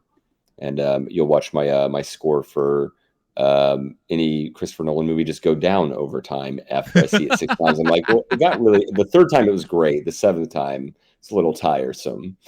I'd seen it before. Which one of his movies went down the most rating wise for you? Over time, that's actually a really good Yeah. question. Oh, see, I this is why people tune in. We want to hold on, hear. hold Yeah. on. I have to go through my Rolodex. Probably Inception. Really? Yeah, that movie got popular for other people. I did Yeah. not enjoy it as much when that shine wore off. And the like, that's a Interesting. problem with mindfuck movies is the second and third viewing, they're not as Hmm. special if that's what it's got going for. And that's kind of a Christopher Nolan problem in general. He's got a Yeah. lot of like puzzle movies, like Memento. It's got one mind-blowing watch, and you always like anyone who loved it rewatches it because like, and now I want to see it knowing what Yeah. happens. Very few people see Memento a third time. That's a Yeah. it's a Christopher Nolan problem specifically. So I think Inception is the one that comes to mind without having the list in front of me. Okay. Oh, that's Yeah. interesting. I think for me, if I Yeah. were to pick like off the top of my head, it probably is Batman Begins. I think the more I watch that, the more I'm not as into it as I was the first time around. It's So great. It's great. I left the Batman ones off my list. To me, those are more DC than Christopher Nolan, okay. and they're not like Nolan. But they are Yeah. his movies. So, but yeah, I agree. Like, that is a great choice for that for Yeah. sure. All right. So yeah, see again, another reason why you need to follow Blake on Letterboxd because his lists are very fascinating and you could see insights like that in time the more you follow. As for me, I'm also on Letterboxd. You could see my screen name down below, but it's always the same thing. It's Lowkey Geek, where you can find me on Twitter, Instagram, as I said, Letterboxd, but more importantly, here on YouTube. Again, if you haven't done so yet, hit that like button, subscribe, hit the notification bell to get notified every time a video is posted. If you want Low-Key Geek on the go, all you have to do is check out the Low-Key Geek podcast channel on your podcast platform of choice, where you can download audio versions of what we do here on the channel for your downloading and listening pleasure. And last but not least, if you are in a position to help further support the channel and help the channel grow, do check out our affiliates that we have in the description where you could find probably something very awesome for yourself or for a loved one. And by participating, you will be helping support this channel at no additional cost to you. And for that, I, myself, and Blake are very much thankful. So, with all that being said, this has been Movie Time. I've been Rene. That's been Blake. Thank you again for watching. We will catch you in the next one. Until then, stay cool, stay classy, stay safe. See you all in the next one. All right. Peace out, everyone. Bye bye.